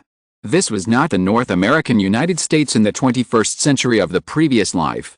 At that time, the Indians in North America were massacred from 30 million to only 3 million, accounting for 1% of the 300 million population. The Indians who now account for at least 30% of the total population could not accept this. Afterwards, many Native Americans in the Confederate States of America formed major black mass organizations after the split of the United States. Minorities from various places sent representatives to Arizona to question the illegal detention of Herman and asked to visit the imprisoned Herman. But all this did not work. The new Mayor Midler always said the same thing: whether Mr. Herman has committed any illegal acts will be investigated in detail by the investigation team, and the judge will make a fair judgment. During the investigation, no group or individual can interfere with the investigation of the City Hall and the court.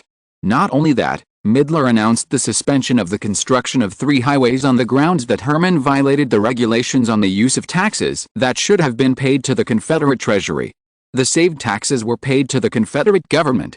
However, the highway bonds issued by adults before that were still valid, but the repayment period would be postponed to the end of the year. On July 20th, Midler announced the order of the City Hall again, announcing the repeal of the old bill on the grounds that the previous bill supporting Indian rights violated the spirit of the Constitution and the revised bill. On July 23, 1869, the illegal immigrants of blacks and Indians who were still stranded in Arizona should strictly abide by the provisions of the new act in terms of work, life, migration, taxation, etc. They were not allowed to move freely and must abide by all the bills called for by the Confederate government led by Robert. The sale of land was not allowed. If there were violators, the City Hall and the Arizona government would take all measures to forcibly send them back to their country or detain them. After the issuance of multiple orders in succession, the issue of American Indian rights became the focus of attention of all countries in the Americas. After all, in addition to the British overseas territory of Canada and the British-supported British-dominated American Confederacy, the Indians in other countries in North and South America also occupied a large share of the population in each country. If these two places did it, it would be a mess for all countries. Robert Lee is really bold. He is almost challenging all the Indians in America. There are more than 30 million Indians, and he dares to cut them off with one stroke. In the Berlin Royal Palace, Prince Frederick Karl of Prussia, grandson of King Frederick William I of Prussia, nephew of William I, Vice Admiral of the African Combined Fleet, was recently promoted to General of the Prussian Royal Army Infantry. Just last month, he was recalled to Berlin from Mogadishu, the largest city in Somalia, where the headquarters of Prussia's African colony was located. Prince Frederick Karl clicked his tongue twice and smiled at Crown Prince Frederick, who had just returned from a visit to St. Petersburg, the Russian Empire. This time, Crown Prince Frederick went to St. Petersburg, the capital of the Russian Empire in the east, in the name of maintaining Prussia's traditional friendship with Russia. Of course, according to Bismarck, this was a sleight of hand to confuse Britain, France, and even the Austro-Hungarian Empire. Visiting the Russian Empire can make Britain and Austria-Hungary, who are still worried about Frederick's visit to the Russian Empire before the war, afraid that the Russian Empire agreed with Prussia's actions when Prussia launched a war against France. Therefore, Britain and Austria dare not act rashly. This can be said to be a wonderful move.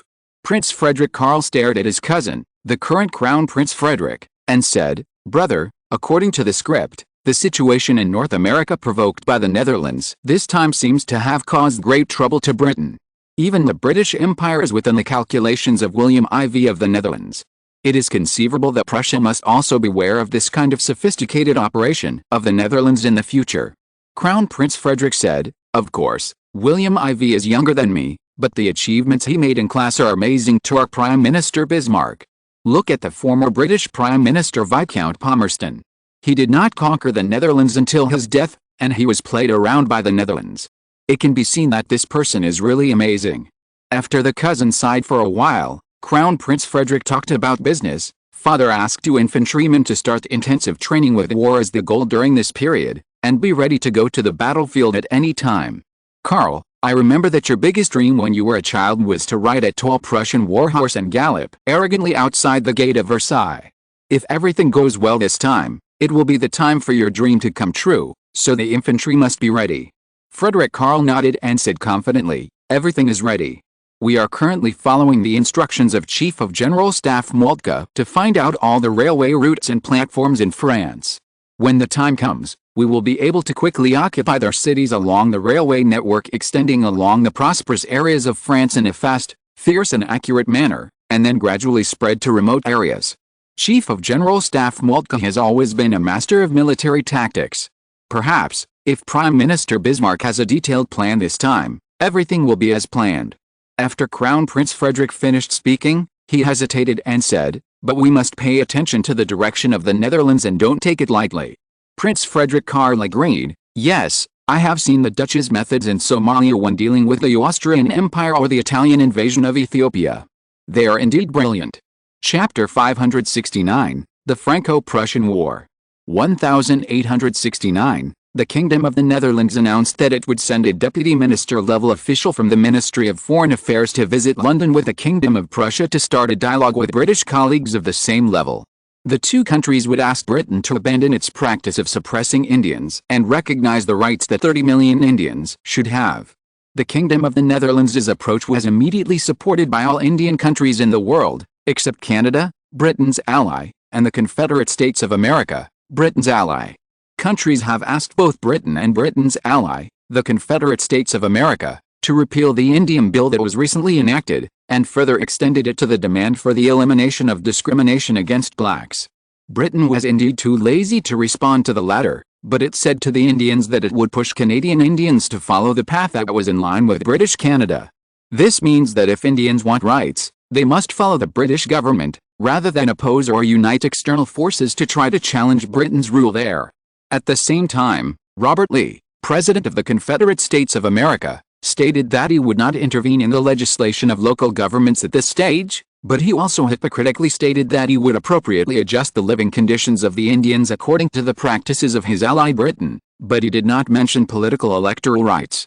Because of this, all countries were naturally dissatisfied, so America had already been in a mess, especially in South America. Argentina and Brazil were competing with the United States for the position of the boss this time, and they expressed their support for the Indians. They all tried to win the hearts of the Indians in their own countries, and also intended to gain the favor of the Indians in other countries to serve their ambitions in the future. Therefore, President Andrew of the United States, President Mitre of Argentina, King Pedro II of Brazil and Prime Minister Fonseca took turns to criticize Britain and the United States.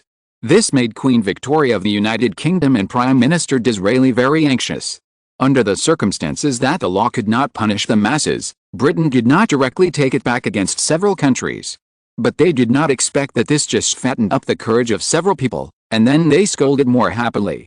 At this time, A piece of news in Europe diverted some of the attention of many people because the news was too explosive. It turned out that someone in the Kingdom of Spain, a major country in southern Europe, began to challenge the problems of Queen Isabella II of Spain. In 1868, the news that Queen Isabella II of Spain had a dissolute private life spread everywhere.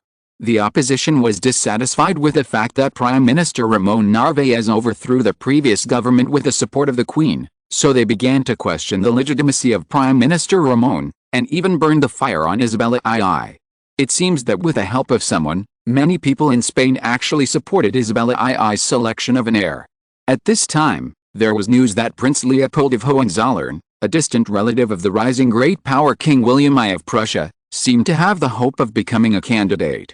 It was this news that somehow leaked out, which greatly angered the French Empire in northern Spain, so the Duke of Gramont, who had just been promoted to French foreign minister, was immediately angry. Faced with the anger of France, Prince Leopold of Prussia himself refused. Duke Gramont also threatened William I and asked Prussia to guarantee that it would never touch the Spanish throne, but William I politely rejected the other party's request. Just when everyone thought that France would put forward its own candidate, Bismarck, who deliberately provoked the war, exaggerated the telegram and announced the secret telegram. William IV watched the historical event as if it was happening right in front of him. He felt his breathing getting tighter and tighter. The most important excuse in the pattern of European history was about to happen. It must be said that he found that although many things had changed because of his existence, many things still followed the trajectory of history. For this reason, he had to happily start to make plans for the Netherlands to maximize its benefits by taking advantage of the Franco-Prussian War. It's time to send someone to London to lay out the chess game. However, the situation in Europe continued to move forward regardless. On July 28, 1869, in London, England, Queen Victoria looked at the intelligence with a worried look on her face. She stared at Princess Louise, who was about to get married in 2 months, and listened to the intelligence she was analyzing. Before July 26, Spanish newspapers had already begun to disclose the news, and French public opinion exploded. Including Napoleon III, they all believed that this was a deliberate attempt by Prime Minister Bismarck of the Kingdom of Prussia to make France vulnerable to attack from all sides. Therefore, the whole country expressed strong opposition. Even many proud French people believed that this was a challenge to them and demanded that Napoleon III and the French government declare war on Prussia. When Princess Louise said this, she saw that Queen Victoria was even more worried, so she continued, "In the face of this tense situation, His Majesty William I of Prussia suddenly publicly disapproved of his cousin's succession to the Spanish throne on the morning of the 28th, today, as if he was deliberately trying to undermine Bismarck." According to the intelligence collected, Bismarck was very disappointed by this. Queen Victoria, the Netherlands is located between France and Prussia. It has annexed the northern territory of Belgium, and its border with Prussia is getting wider and wider. The Netherlands is not France, and they do not have the ability to deal with the increasingly powerful Prussia. Logically, it should be more advantageous for Prussia to provoke the Netherlands rather than France. What is the current reaction of the Netherlands? Princess Louise's heart skipped a beat, and she said calmly, "At present, there is no movement in the Netherlands." However, some time ago, it completed the transfer of an island in the Middle East called the Bahrain Islands with Prussia. Queen Victoria's eyelids jumped, and she asked anxiously, "Who buys and who sells?" Princess Louise replied, "Prussia sold it to the Netherlands for £200,000. Queen Victoria closed her eyes, and Princess Louise counted for 30 seconds before the Queen opened her eyes and said with a gleam in her eyes, "It's a bit messy, but very interesting. Everyone knows how to play." After that, she continued to listen to other information, and Princess Louise just kept talking. The mother and daughter complimented each other. On July 31, 1869, French ambassador to Prussia Benedetta came to him spa in the eastern suburbs of Koblenz, a sanatorium of the Kingdom of Prussia, in accordance with the new instructions of the French government, hoping to meet with William I and convey the secret letter of Napoleon III. William I met him, but when he saw the secret letter, he saw that Napoleon II's letter read, "I hope your Majesty can guarantee that there will be no such abandoned candidate qualifications in the future." Napoleon II's rude attitude surprised William I, and then William I sent a message from Ems to Berlin to Bismarck about the conversation with the French ambassador. At this time, Bismarck, who was holding a 54th birthday party at home, sent an urgent telegram to William I. When he read the content of the telegram, Bismarck was very happy. It happened that Moltke attended the party, so the two of them walked into Bismarck's room and couldn't wait to ask Moltke if he was sure of a complete victory in the war against France, but Moltke gave a positive answer. So Bismarck picked up a pen to revise the telegram. Moltke watched the whole process and saw that Bismarck deleted the sentence, "We can still discuss it in Berlin." Moltke's heart jumped, but he held back and didn't say anything. Then Bismarck added these words to provoke the French at the end: "His Majesty the King refuses to receive the French ambassador in the future, and orders his adjutant to tell the French ambassador that His Majesty has nothing more to talk about." In the shock of Moltke, Bismarck did not stop writing after finishing it, but asked someone to come over and publish the telegram directly in all Prussian and French newspapers on August 1, 1869, and after notifying all Prussian missions abroad, the content of M's urgent telegram was quickly transmitted to Paris, and was also reported in newspapers in Europe and the United States. Public opinion was shocked, and French Emperor Napoleon III was extremely angry. At this time, William IV of the Kingdom of the Netherlands summoned all members of the Dutch Privy Council to discuss the upcoming Franco-Prussian War. Our Prussian allies are already sharpening their knives. Bismarck, who deliberately provoked the war, has even exaggerated the telegram to create a fake M's telegram. William I must have no choice but to accept this result, but many people also question whether it was Bismarck who changed it. Who knows if they are playing a double game? Anyway, the public opinion in France is boiling now.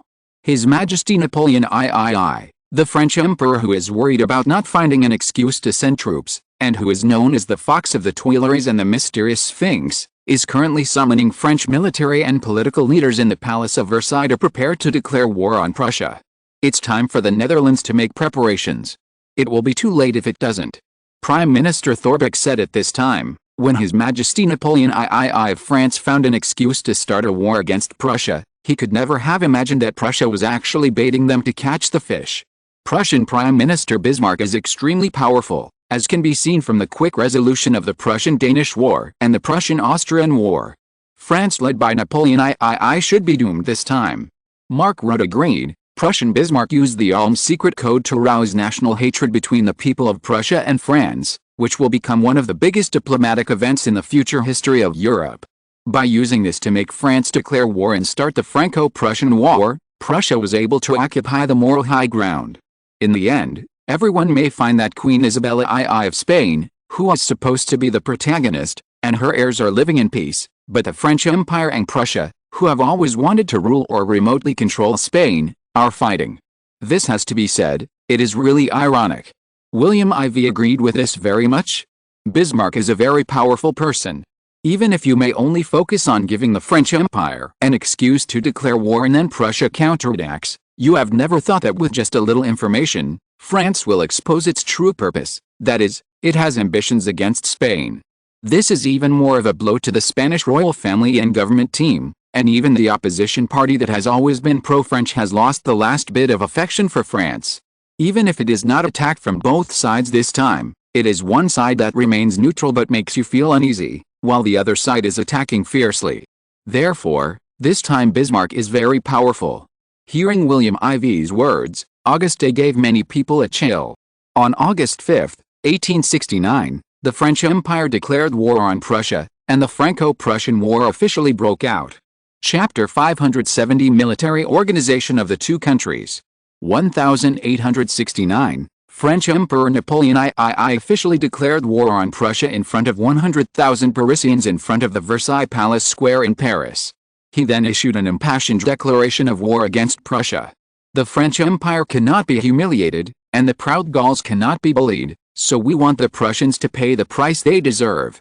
The Kingdom of Prussia also responded to the French declaration of war that William I seemed reluctant to face.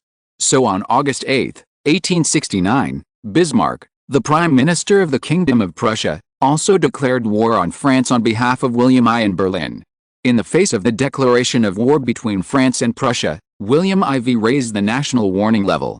William IV was listening to the military intelligence of the Chief of the Military General Staff Mark Rutte on both Prussia and France.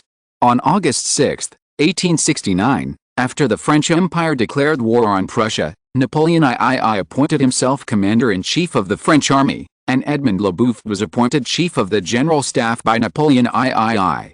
Patrice MacMahon was appointed Commander of the Challenge Corps by Napoleon III. The commander of the First Army of the Corps was MacMahon concurrently. The commander of the Fifth Army was defies. The commander of the Seventh Army was Félix Douay, and the reserve was the 2nd Cavalry Division. The commander of the Metz Corps was François-Achille Bazin. The commander of the Second Army of the Corps was Férizard. The commander of the Third Army was Bazin concurrently. The commander of the Fourth Army was Ladmiraud. In addition, Napoleon III directly commanded the Royal Guards, and the deputy commander was Bourbaki, a direct descendant of Napoleon III. The commander of the Sixth Army was François Canrobert. In addition, France also has 2 armies, the Reserve Cavalry and the Reserve Artillery.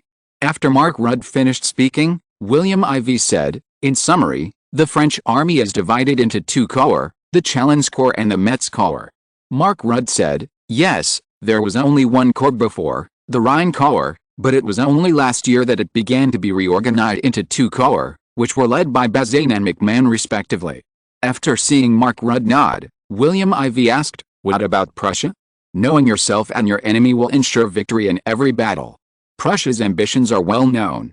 Now that Prussia has just taken action against France, you don't have to guess that they will not care too much about the Netherlands. In this case, we have to be vigilant." At this point, William IV leaned back in his chair and said, "Can you also talk about Prussia's military deployment?" Mark Rudd naturally would not object. As the commander-in-chief of the Dutch military second only to William IV, he naturally knew the military of these major powers around him like the back of his hand. The Prussian army was organized as follows: the commander-in-chief was also King William I of Prussia, and the commander of the First Army was General Karl Friedrich von Steinmetz. The commander of the First Army was Bittenfeld, the commander of the Second Army was Zastrov, and the commander of the Third Army was August Karl von Goeben. In addition, there were the 1st and 3rd Cavalry Divisions directly under the commander of the army, Karl Friedrich von Steinmetz. William IV thought, by comparing the First Army of Prussia with the French army, we can find that the order of the army at this time can show the military discipline of the 2 countries. It can be seen that Prussia had surpassed France at this time. Seeing William IV in deep thought, Mark Rudd continued without hesitation, "The Second Army of the Kingdom of Prussia is commanded by Prince Frederick Karl, Prince of Prussia and nephew of His Majesty William I." William IV suddenly asked, "Is he the leader of the Prussian colonial army in Africa since we formed the Triple Alliance with France and Prussia in 1862? The one who has been stationed in Mogadishu, Somalia for the past 7 years?" "Yes, that's him," said Mark Rudd. "This man is a close relative of the royal family and was entrusted with an important task by William I. He leads William I's guards, with the commander being Prince August of Württemberg. The commander of the Second Army is Franski. The commanders of the Third and Fourth Armies are Weston von Alvensleben. The commander of the Ninth Army is Manstein. The commander of the 10th Army is Voigts-Reitz, and the commander of the 12th Army is Crown Prince Albert of Saxony. In addition, the Second Army also controls the 5th and 6th Cavalry Divisions." William IV asked in surprise. It seems that William I is absolutely confident in his nephew. The West is indeed different from the East. In the East, the royal family is most afraid of giving military power to their brothers, uncles and nephews, because this can easily cause internal strife. After all, brothers, uncles and nephews are the biggest challengers and successors of their royal power. It is precisely because he watched too many palace dramas about the East in his previous life that William IV's thinking has not completely broken away from that idea. Therefore, he was puzzled by the fact that Prince Frederick Karl was so important. Prince Karl has been loved by William I since he was a child, and he is as close to Crown Prince Frederick as a brother. It is said that he actually grew up beside William I. He is William I's loyal defender of the royal power. The commander of the Third Army, as Mark Rudd was about to say it. Wait, William IV stopped him. He looked at Mark Rudd and said, "I guess the commander of the army is Crown Prince Frederick?" "Right." Mark Rudd nodded and said, "It is indeed him." Seeing that William IV had no intention of speaking, he said, "The commander of the Third Army, Friedrich William, is the Crown Prince Frederick of the Prussian Royal Palace.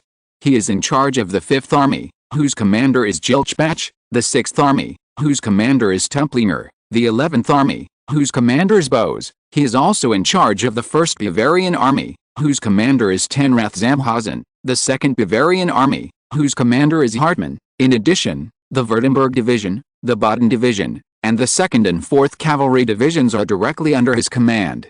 William IV. From the above, it can be seen that the Prussian royal family is in charge of 2/3 of the army, and the royal family is also in charge of the original armies of all other small principalities and kingdoms of the German Confederation that were previously annexed. This is done to prevent these old small countries from taking the opportunity to rebel and slowly devour and merge them. Am I right? Your Majesty, what you said makes a lot of sense. This is also the reason why Prussia has been able to stabilize its internal affairs so quickly in recent years and is now able to show its ambitions towards France. The Prussian royal family is definitely the largest force in the Kingdom of Prussia, without a doubt. Many people think that the Prussian royal family is suppressed by the powerful Bismarck. In fact, they don't know that this is all the cooperation of the royal family with Bismarck, because Bismarck is loyal enough, otherwise, the situation would be different. William IV nodded in agreement, and then said, from the current point of view, Prussia has 3 major legions, while France has only 2. It is not known which one has the advantage in terms of the number of legions, but one thing is very clear, that is, the French legion is not on the hands of Napoleon II's direct lineage, but Prussia is just the opposite. Not only is it in the hands of the royal family, but it is also a member of the royal family. Is there any suspense in this battle? Chapter 571, The Strength of Both Sides of the Law.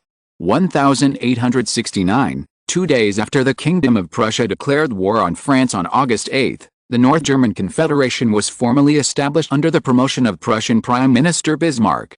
Bismarck convened the North German Confederation Parliament in Berlin to announce the establishment of the North German Constitution. The Constitution took effect on August 15, 1869 because of the Franco-Prussian declaration of war. Under the threat of France declaring war, no one dared to oppose the countries annexed by Prussia, nor did they want to oppose and become the first to stand out. Therefore, Bismarck and William I successfully completed the most significant power-taking action after Prussia annexed the countries by means of external pressure to suppress internal pressure, which laid the most important foundation for the establishment of the German Empire. Driven by the newly established constitution, King William I of Prussia became the leader of the North German Confederation, and Prussian Prime Minister Bismarck served concurrently as Prime Minister of the Confederation. All German states had seats in the federal parliament, with Prussia alone occupying 17 seats. In addition to the Kingdom of Prussia, the joining states included Mecklenburg-Schwerin, Saxe-Weimar-Eisenach, Mecklenburg-Strelitz, Oldenburg, Brunswick, Saxe-Meiningen, Saxe-Altenburg, Saxe-Coburg-Gotha, Anhalt, Schwarzburg-Rudolstadt, Schwarzburg-Sandhausen, Waldeck, Reuss-Gratz, Reuss-Schleswig, Schaumburg-Lippe, Lippe, Lübeck, Bremen, Hamburg, and Upper Hesse, the part of the Duchy of Hesse north of the Main River. These 19 states had a total of 19 seats. There were 36 deputies in total, including 17 in Prussia, and the North German parliament was elected by the people. Prussia and France had not yet gone to war, but intelligence about the military strength of the two countries, at least indicative, had already reached the desks of various countries. The Prussian army, which implements universal conscription like Sweden, is the most powerful army in Western Europe. The North German Confederation Army with Prussia as the core, including the armies of the states occupied by Prussia in the south, has a total strength of more than 1.1 million, of which more than 700,000 are combat troops. The current French army is only 600,000, almost twice the strength of France. Dutch Chief of Staff Mark Rudd said, "The army currently ruled by Prussia has agreed to be reorganized into several army groups. The Prussian artillery is mainly equipped with steel-barreled rifled cannons manufactured by the Krupp Arsenal, with an effective range of 3.5 kilometers. As early as the winter of 1867 to 1869, Prussia began to intend to move. It seems that Chief of Staff General Moltke has already drawn up a war plan. I guessed to the Prussians that the French army would launch an attack first, and the direction of the attack would definitely be Alsace and Lorraine. So recently the Prussian army secretly assembled not far from the Rhine River near Strasbourg, France. This is the southeastern salient of France, directly facing the German land on the east bank of the Rhine River, and the railway situation in France is very obvious. If Prussia can understand the French railway route, then Moltke, Bismarck and others will easily calculate that the Strasbourg section of the railway is old and has no ability to gather all the main forces of France. More than half of the French army can only get off and assemble in Metz, a little west of Strasbourg, because the railway is beyond the carrying capacity. In this way, the French Metz group and the Strasbourg group are bound to be separated by the Vosges Mountains. William Iv's detailed description surprised Mark Rudd repeatedly. He followed William Iv's words and said in surprise, "According to your Majesty, if you want to separate the French army in the Vosges Mountains, you can concentrate your 3 armies behind the Rhine in front of Metz and Strasbourg, and not attack them. If you want to separate the French army, you will not let the mountains separate your attacking forces." William Iv seemed to be influenced by him and said with a little excitement, "Once the direction and strength of the French attack are determined, the Prussian army can concentrate its forces to defeat the separated French army, and then launch a resolute attack on Alsace and Lorraine, annihilate the main force of France in the General Director, and occupy Paris." As the Chief of Staff of the Netherlands, Mark Rudd's real material is naturally needless to say. He thought about it as William Iv said, his whole body was shocked, and his eyes showed a terrifying hot light. It seemed that at this moment, he felt that if he was the commander of the Prussian side, then he would completely defeat the French army, and he would have an 80% to 90% chance of winning. William Iv's words were shocking, which shocked Mark Rudd's heart. Mark Rudd suddenly pointed out, if Bismarck and Moltke did not take into account the old rival Austria-Hungary in their plan, once Austria-Hungary joined the war on the side of France, would the Prussian army be unable to cope with the Austrian-French pincer attack on Prussia? William Iv smiled and said affirmatively, "You have to believe in Bismarck, the old fox. I believe we will have a comprehensive plan. If Austria-Hungary chooses to join, Prussia will be more than happy. Don't forget that they are still thinking about agreeing to the German Confederation. The Prussian army will definitely take military action against them. The total strength of the French army is 570,000, of which only about 330,000 to 340,000 combat troops, and the Far East currently occupies 200,000 people. If it were in the past, Prussia might not dare to move rashly, but now there are about 100,000 of the more than 300,000 combat troops in the Far East, and tens of thousands of logistics troops are there. Therefore, there are another 50,000 in Africa. The local combat troops are only 250,000. The logistics and reserves are only about 100,000, that is to say, there are only 350,000 regular troops in France. On the contrary, Prussia has 1.1 million soldiers, and Africa has less than 100,000 colonial soldiers. The mainland also has more than 1 million soldiers, which is about 3 times the number of French soldiers. Mark Rudd said with a stiff face, "But France implements a standing army system. The troops have been in battle for a long time, and the commanders at all levels are experienced. Moreover, since participating in the Crimean War against the Russian Empire in 1853, there have been countless large and small battles in Europe, Asia, Africa, America and other 5 continents. Therefore, unlike Prussia, which only participated in the Prussian-Danish and Prussian-Austrian wars recently, France seems to have more well-trained and experienced soldiers in the training of soldiers." William Iv criticized, "France has more experience in fighting, but except for the Royal Guards, the French army usually does not have a 2-level organization of army and division. Just like now, it is hastily organized to cope with the war, so it cannot guarantee the proper coordination of the troops. I think this is a major mistake made by the French military leader, the Commander-in-Chief Napoleon III. Moreover, France had not made a thorough war plan in advance, and the hastily made plan contained many errors." Chapter 572 3 Fronts. Therefore, with Bismarck and William I's deliberate and unintentional actions against Napoleon III, it would be extremely difficult for France to win. William Iv smiled and said, "So now you understand the advantages and disadvantages of your position as the French side and mine as the Prussian side."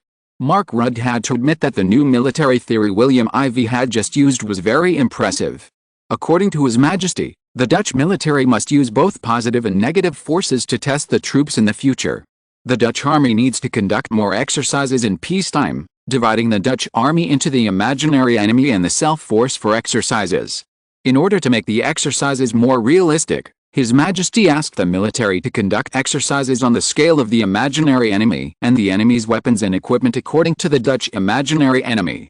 In this way, more experience can be gained to deal with the other side one day. William Iv did not wait for the other party to digest it, and said, "Because the land area is too small, small-scale exercises are sufficient, and it is not easy to arouse the vigilance of the surrounding powers. But in the Far East, there is no such taboo. Large-scale exercises at the army level or even the corps level can be carried out. They can be conducted in the desert, in the mountains, not to mention at sea, and even 3 exercises can be carried out simultaneously. As William IV spoke more and more in detail, Mark Rudd, the chief of the General Staff, seemed to see a bright road in front of him. If your Majesty does this, the Dutch army will definitely be the world's leading existence in the future. However, if it is not carried out on the land, it may be difficult to intimidate countries that have ambitions for the Netherlands. It seems that the effect is difficult to convey to those countries. William IV looked at Mark Rudd seriously. What do you want to say? The Netherlands is too low-key and easy to be underestimated. Although Prussia does not have much hostility to us at present, at least on the surface, no one knows whether they will turn their guns against us after they have taken over the French Empire. William IV was shocked, but he looked at Mark Rudd calmly, waiting for him to say more. It seemed that William IV's attitude encouraged him. Mark Rudd said, "In order to prevent William I of Prussia and Bismarck from taking risks, I had an idea from the exercises mentioned by your Majesty just now. I think we need to show our strength to make all parties understand that the Netherlands cannot be bullied." William IV showed a playful smile. It was obvious that he was very interested, so he asked, "How can people know that the Netherlands cannot be bullied?" "Only force can convince them," Mark Rudd said firmly. "I suggest that when the war between the French Empire and Prussia is in the second half, perhaps, we can show our strength at the right time, so that Britain, Prussia, Austria and other countries will not have any delusional ideas about the Netherlands." William IV praised, "It's a good idea, but it's not enough." Seeing Mark Rudd's curiosity, William IV said, "If that's all, then it doesn't seem to be shocking enough for them. Since the strength displayed by the Netherlands needs to be increased, then..." William IV showed his bright teeth and said proudly, "Then let's bring Sweden and Denmark along and conduct a maritime exercise around the eastern and northern parts of the North Sea. Since we want to intimidate them, then we should use one of our secret weapons, the submarine force. Of course, it is the first generation of submarine force." Mark Rudd's eyes were full of pressure. Soldiers have always been proud of promoting the prosperity of the country. Once the submarine is revealed, he knows that the Netherlands can at least guarantee peace for decades. Because it took the Netherlands 7 years to develop equipment and train submariners. This is because the Netherlands has had a large number of seafarers since ancient times. He dared to say that even if the United Kingdom needed to establish the same system, it would take at least the same amount of time. When they established their submarine force, the Netherlands already had more advanced submarines. William IV said, "The time that the Netherlands needs most now is not the time to compete with them. We need to recuperate and multiply the population. When this shortcoming is made up, it will be the time for the sky to be high and the birds to fly freely. Okay, please start preparing now. As for Sweden and Denmark, I will contact their 2 kingdoms later to facilitate this matter." On August 14, 1869, the French Empire launched an attack on Prussia in the Saarbrück area with 3 divisions, but did not carry out powerful combat operations. It was just some small-scale contact battles with the enemy Prussian army. As a result, both sides suffered losses. The international community could not help but pay attention to it. Even the Disraeli government of the British Empire, which was waging a war in the Far East, could not help but turn its attention to Europe. Disraeli even called for a ceasefire from the 2 countries.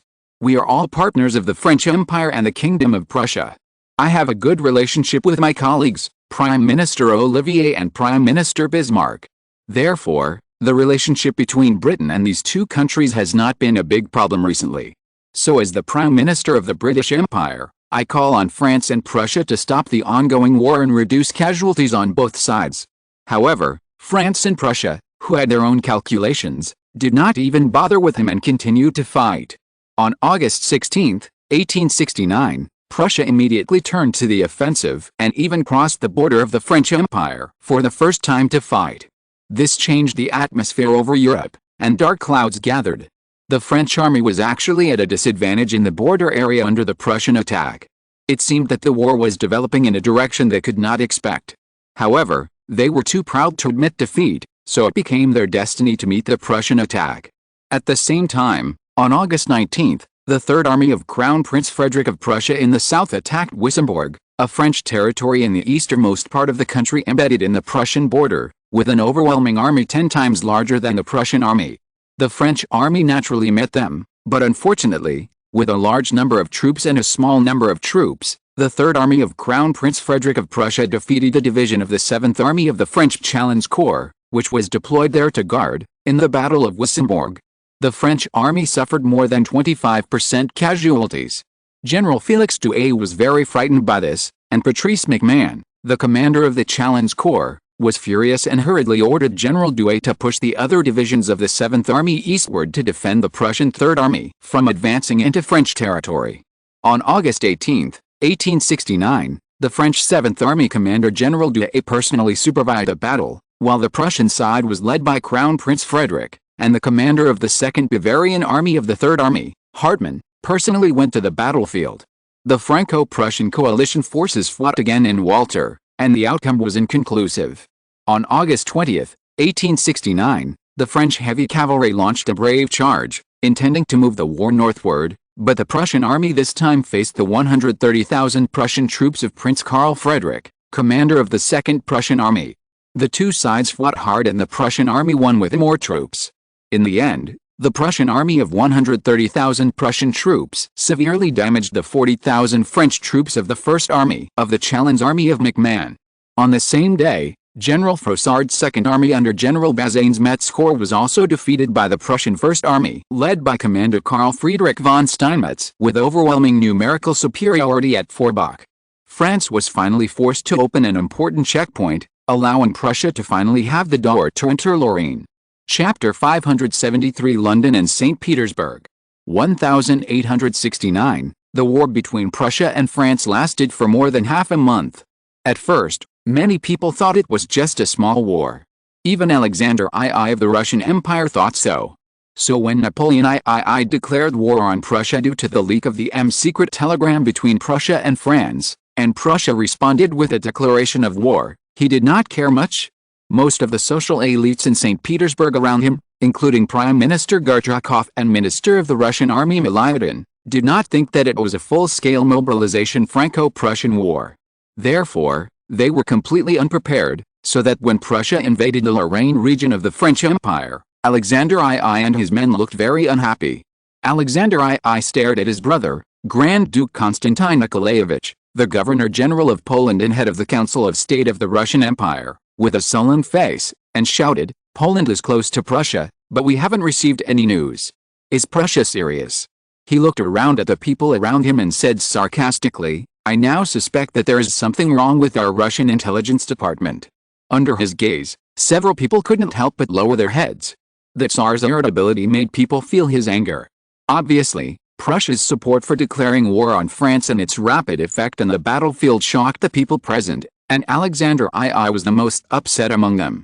Because the Russian Empire has always been Prussia's big brother, it can be said that Prussia was used to balance the Austrian Empire, which was also the dominant one in the German Confederation.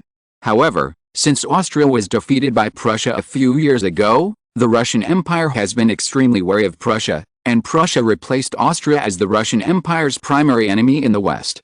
Although the merger of Austria and Hungary to form the Austro-Hungarian Empire made the Russian Empire once again focus on Franz Joseph I, Prussia has never left Alexander II's sight, so he wanted his brother, Grand Duke Konstantin Nikolaevich, who had been operating in Poland for a long time, to continue to eat the second cooked meat as the governor of Poland. I thought I could sleep peacefully, but I never thought that Prussia would be amazing if it did not move. Obviously, from the fact that it could quickly form a battlefield advantage over France, Prussia has been playing cats, and now people know that they have already become tigers. The more he thought about it, the more angry he became.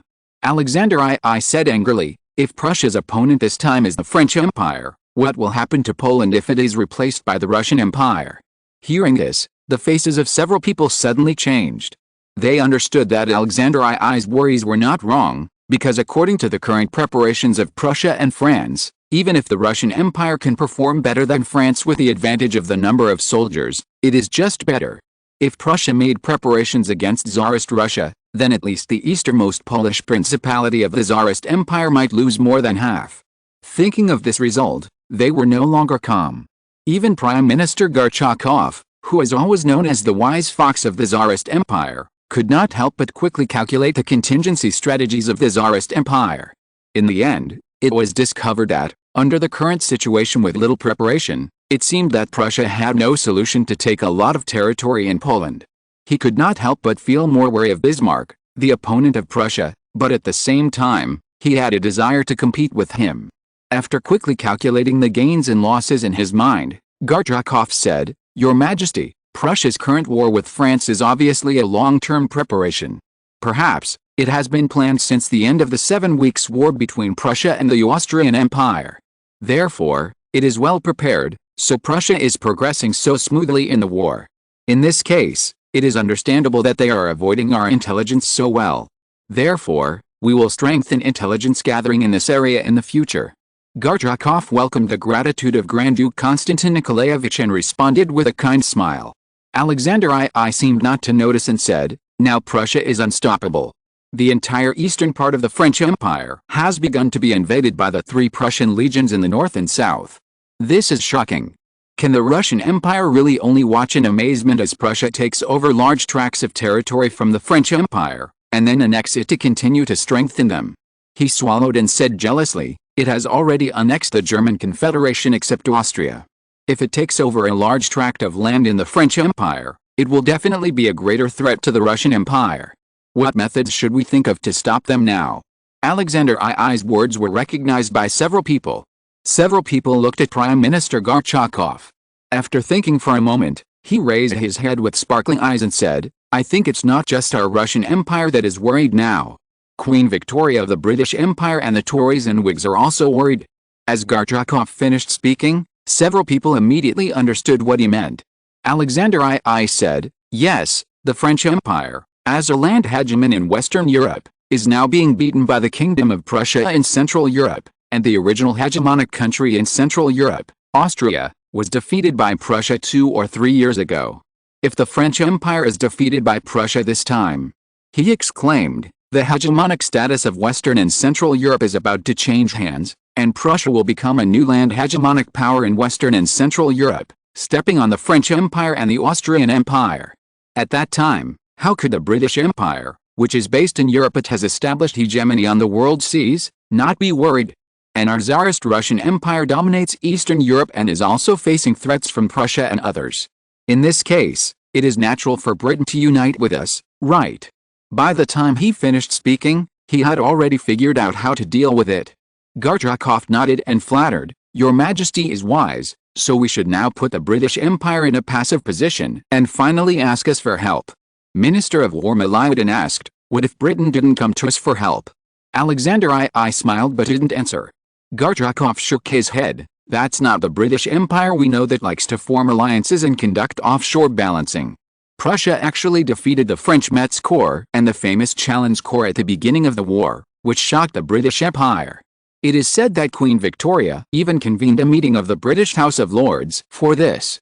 The various noble members of the British Parliament showed their wisdom and gave advice for this. On August 25, 1869, British Foreign Secretary Russell summoned the heads of the embassies of Prussia and France in the UK and called on the 2 countries to cease fire immediately. Russell also stated that he had formally invited the foreign ministers of the Russian Empire, the Austro-Hungarian Empire, the Netherlands, Spain, Italy, Sweden, Denmark, Belgium, and other countries to visit London to hold a foreign minister-level meeting on the Franco-Prussian War. Russell also stated that the meeting was scheduled for September 1st, and he had also made the same invitation to France and Prussia. If you're listening to this novel on a channel other than Fanfic World, it means they downloaded and uploaded it without effort. We cordially invite you to visit our channel, Mundo Fanfic Novelis. There you'll find the original version of this story and you can explore many other novels of various genres. We're waiting for you to immerse yourself in a world of incredible novels. Chapter 574, The Fall of Eastern France. 1869 was initially ignored by Prussia and France. At the same time, the Prussian army was led by William as the commander-in-chief, Moltke as the chief of staff, and Bismarck as the overall plan. The 3 planned to concentrate their superior forces. After attacking Alsace and Lorraine, 2 territories in eastern France, The three tried to annihilate the main force of the Eastern French army at the Prussian-French border or send it to the north of France, and then prepare for the attack on Paris. The Prussian army had a careful mobilization plan, and the troops were transported by rail throughout the whole process. By August 26, in addition to the Prussian army attacking France on the front line, the continuous transportation of troops arrived at the Prussian-French border in the west. As of August 27, Prussia has assembled three major corps with 470,000 troops and more than 1,625 artillery pieces on the border between Prussia and France. Perhaps it was influenced by the appeal issued by Britain, the maritime hegemon. Or maybe it was because the two sides had entered a seesaw war in recent days, and the main force of the Prussian army was not able to fully deploy, and could not continuously attack and pursue the victory. Although the French army was defeated in the border area due to insufficient pre-war preparation, the main force did not receive a major blow from the Prussian army, and the losses were limited. At the same time, the French border was designed for attack and was not suitable for defense. In this case, the main force of France should have planned to withdraw to the depth of the war zone, replenish troops, adjust deployment, and wait for a decisive battle with the Prussian army. Because of this, the French and Prussian armies actually ushered in a battle interval. On September 1, 1869, a 10-nation foreign minister-level meeting consisting of Britain, Tsarist Russia, Austria-Hungary, the Netherlands, Spain, Italy, Sweden, Denmark, Belgium, and Prussia and France, the parties to the Franco-Prussian War, was held in London, England, to discuss how to end the dispute between Prussia and France. At the meeting, Britain and the Tsarist Russian Empire held peace talks on the Franco-Prussian War, and even Queen Victoria of England personally attended the meeting on the eve of the meeting to give a speech. She solemnly reiterated Britain's attitude of wanting the two countries to cease fire. No one likes war in Europe. I hope that Prussia and France can coexist peacefully, not at war. Britain will use its own advantages to support the convening of this armistice conference and contribute Britain's strength. Later, British Prime Minister Disraeli also announced measures on behalf of the British government, including preparing to send a delegation to visit the two countries to prevent a continued outbreak of war. At the meeting, in addition to the host Britain's statement, the Russian Empire and the Austro-Hungarian Empire, the enemies since the Crimean War in 1853, took a unified position, and stood with Britain because of Prussia's concerns. However, what is strange to these countries is that except for Belgium and Italy, they vaguely stood on the side of France this time. The Netherlands, Denmark, Sweden, and Spain seemed to be unhelpful, but in fact they chose Prussia. But think about it, it seems to be similar to the recent position. In the end, this meeting ended in displeasure. From the recent transfer of the Bahrain Islands in the Middle East, the Netherlands and Prussia can know that the relationship between the two countries has turned from the competition for influence on the American side. Isabella II, who was in power in Spain, had many conflicts with Napoleon III of France. The most surprising thing was that Denmark chose to support Prussia. Did they forget the pain caused by the Danish-Prussian War? Many people did not understand what Christian IX thought. Sweden has always been detached from Northern Europe and France is far away from Sweden, but Prussia is just following the Baltic Sea. The two countries have close relations, so it is not difficult to understand that they support Prussia. Belgium has been scared by the Netherlands, and now only Brussels and the southern province of Wallonia-Brabant are left. Here, the French occupy most of the country. Leopold II, who took back the rights that the king should have, naturally judged the situation and followed Britain and France. Italy may have supported France because it was afraid of the threat brought by France's defeat by Prussia. Just as the countries were daydreaming about the positions of the countries in the conference, the Franco-Prussian battlefield continued to let the sound of guns and shells. On September 3, 1869, when the atmosphere of failure of the London Conference was shrouded in Europe, the commander ordered the First Army led by Karl Friedrich von Steinmetz's Prussian First Corps to attack the Western Liege Province from the Eastern Liege Province that Prussia had divided from the Liege Province of Belgium with France. Unexpectedly, the Fifth Army led by Commander Defies of the Metz Corps was defeated and eventually forced to retreat from the Western Liege Province and was driven to Namur, the capital of Namur Province snatched from Belgium by Napoleon III.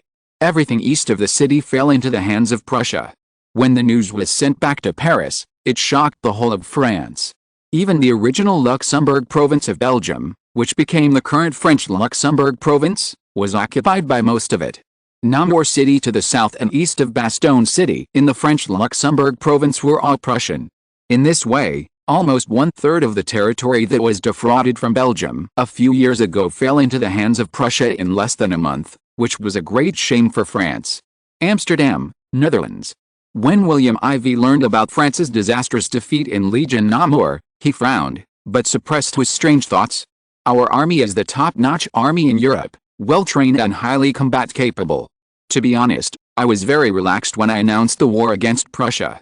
William IV said sarcastically to Thorbecke beside him. If you remember correctly, it was Prime Minister Olivier of the French Empire who said this shortly after Napoleon III declared war, right? Your Majesty, I remember correctly, it was indeed him. Prime Minister Thorbecke not only felt sorry for Napoleon III, but also that the situation in France was too difficult at this time. William IV said shockingly, based on my understanding of Bismarck and William I, they may want to divide and dig up the enemy. In other words, France may have to change prime ministers next. Seeing Thorbecke's surprised expression, William IV said, if this really happens, the Netherlands can make the next step. Thorbecke looked at William IV on standby. The latter said, our Duchy of Luxembourg, now with the Liege province, East Namur province and French Luxembourg province falling into Prussia, France is already struggling to support the eastern border. Especially the original Belgian territory that has just been acquired, Bismarck will not let go of this opportunity easily. Thorbecke seemed to have thought of something. He looked up at William IV. Your Majesty means that Prussia is going to attack France on a large scale. Yes, but before that, in order to make Prussia achieve the greatest results with the least effort, Bismarck will definitely use a surprise move, and that move is to overthrow the French Prime Minister. Chapter 575, Queen Eugénie Regent of France. 1869, with the fall of the eastern French territory, a panic of public opinion was caused in France. Many French people pointed the finger at Napoleon III and the French government. Napoleon III would naturally not take the blame, so French Prime Minister Olivier became the target of public criticism. The failure of the first battle immediately had a political impact. The cabinet government of French Prime Minister Émile Olivier collapsed. On September 10, after Napoleon III nominated the French Parliament to pass it, Charles' cousin Montauban formed a new French cabinet government. This person is 74 years old and belongs to the pro-war camp of Queen Eugénie. Before the members of the newly formed cabinet government could catch their breath, the war in eastern France became more urgent, because Prussia brought a bigger war tsunami this time. On September 13, 1869, the Prussian First Army suddenly launched a full-scale attack on the French province of Namur in the east. The war in the French province of Namur was in danger. If the Prussian attack was not stopped, it would probably enter Sedan, France after occupying the province of Namur. If that were the case, it would be a huge blow to France, because the province of Namur was captured from Belgium, while Sedan was France's inherent territory, and the two were of different natures. Moreover, the defense line in the south of Lorraine and Alsace had already lost Lorraine, and Alsace seemed to be unable to hold on for long. Napoleon III knew that he could no longer hide. So, on September 15, 1869, Napoleon III, as the French Emperor and Commander-in-Chief, left Paris with a nearly 13-year-old Crown Prince Eugene Louis Jean-Joseph to command the army on the front line in eastern France. At this time, Queen Eugénie took control of the Paris regime when Emperor Napoleon III was the commander-in-chief of the army. At the same time, the French government restored the adoption law during the War of 1859, and Queen Eugénie served as the Regent Queen of France for the third time. After the news spread from France to Europe, the countries had different views. However, there was one thing that was unified, that is, it can be seen that France was finally in a tight spot on the Franco-Prussian War, and it was not as relaxed as the former Prime Minister Olivier who had fallen from power. When the changes in Paris spread to London, Queen Victoria's face changed drastically. In 1856, at Windsor and Buckingham Palace, her former husband Prince Albert met Napoleon III and his wife. The most profound impression of this couple on Queen Victoria was that they made the British hosts fascinated by their conversation. In particular, Napoleon II's straightforwardness and determination also impressed Queen Eugénie's initiative and elegance. Queen Victoria, who was 37 years old at the time, had a deep friendship with Eugénie, who was 30 years old. It was this meeting that changed the Queen's prejudices against Napoleon III in France. It contributed to the thawing of many problems between Britain and France at the end of the Crimean War. It was precisely after that time that she began to be interested in Eugenie. In the past 10 years, Eugenie has been regent twice, both after Napoleon III left Paris. This is an ambitious woman who is unwilling to hide behind a man. At this time, Napoleon III went to the front line and Eugenie was manipulating behind the scenes. Is this really suitable for France? Queen Victoria didn't know what the result would be, but she knew one thing, that is, France might face a situation of power chaos in the ruling class. As expected. Since Napoleon III arrived at the front, the Paris government under the regent of Queen Eugenie had to accept their demands and was threatened by these Paris nobles to repeatedly interfere with the combat deployment of the frontline commanders. Stopping the frontline troops from retreating deep into the war zone is to protect the interests of the great nobles in the frontline border areas. The use of public tools for private purposes has seriously delayed the actions of the French army. The final result is that the French Emperor Napoleon III, who was commanding at the front, could only obey the command of Paris, which made him a big mistake for himself. On September 18, 1869, the main Rhine Corps, the Rhine Corps, which was established separately, originally commanded by Napoleon III, had initially ordered to retreat to the Chalons Corps barracks in the strategic hinterland in the middle of the country. After this news came out from nowhere, it immediately shocked the whole of Paris.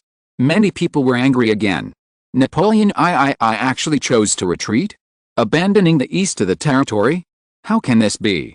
Many people, especially those who like the Republic and dislike the royal family, are running around for this, scrambling and running, and marching on the streets of Paris to call on the royal family to apologize. And many Parisians who have territorial interests in the East are also very dissatisfied with Napoleon II's abandonment of the East and causing their own losses. Under this mood, almost all the pressure is on the Paris government.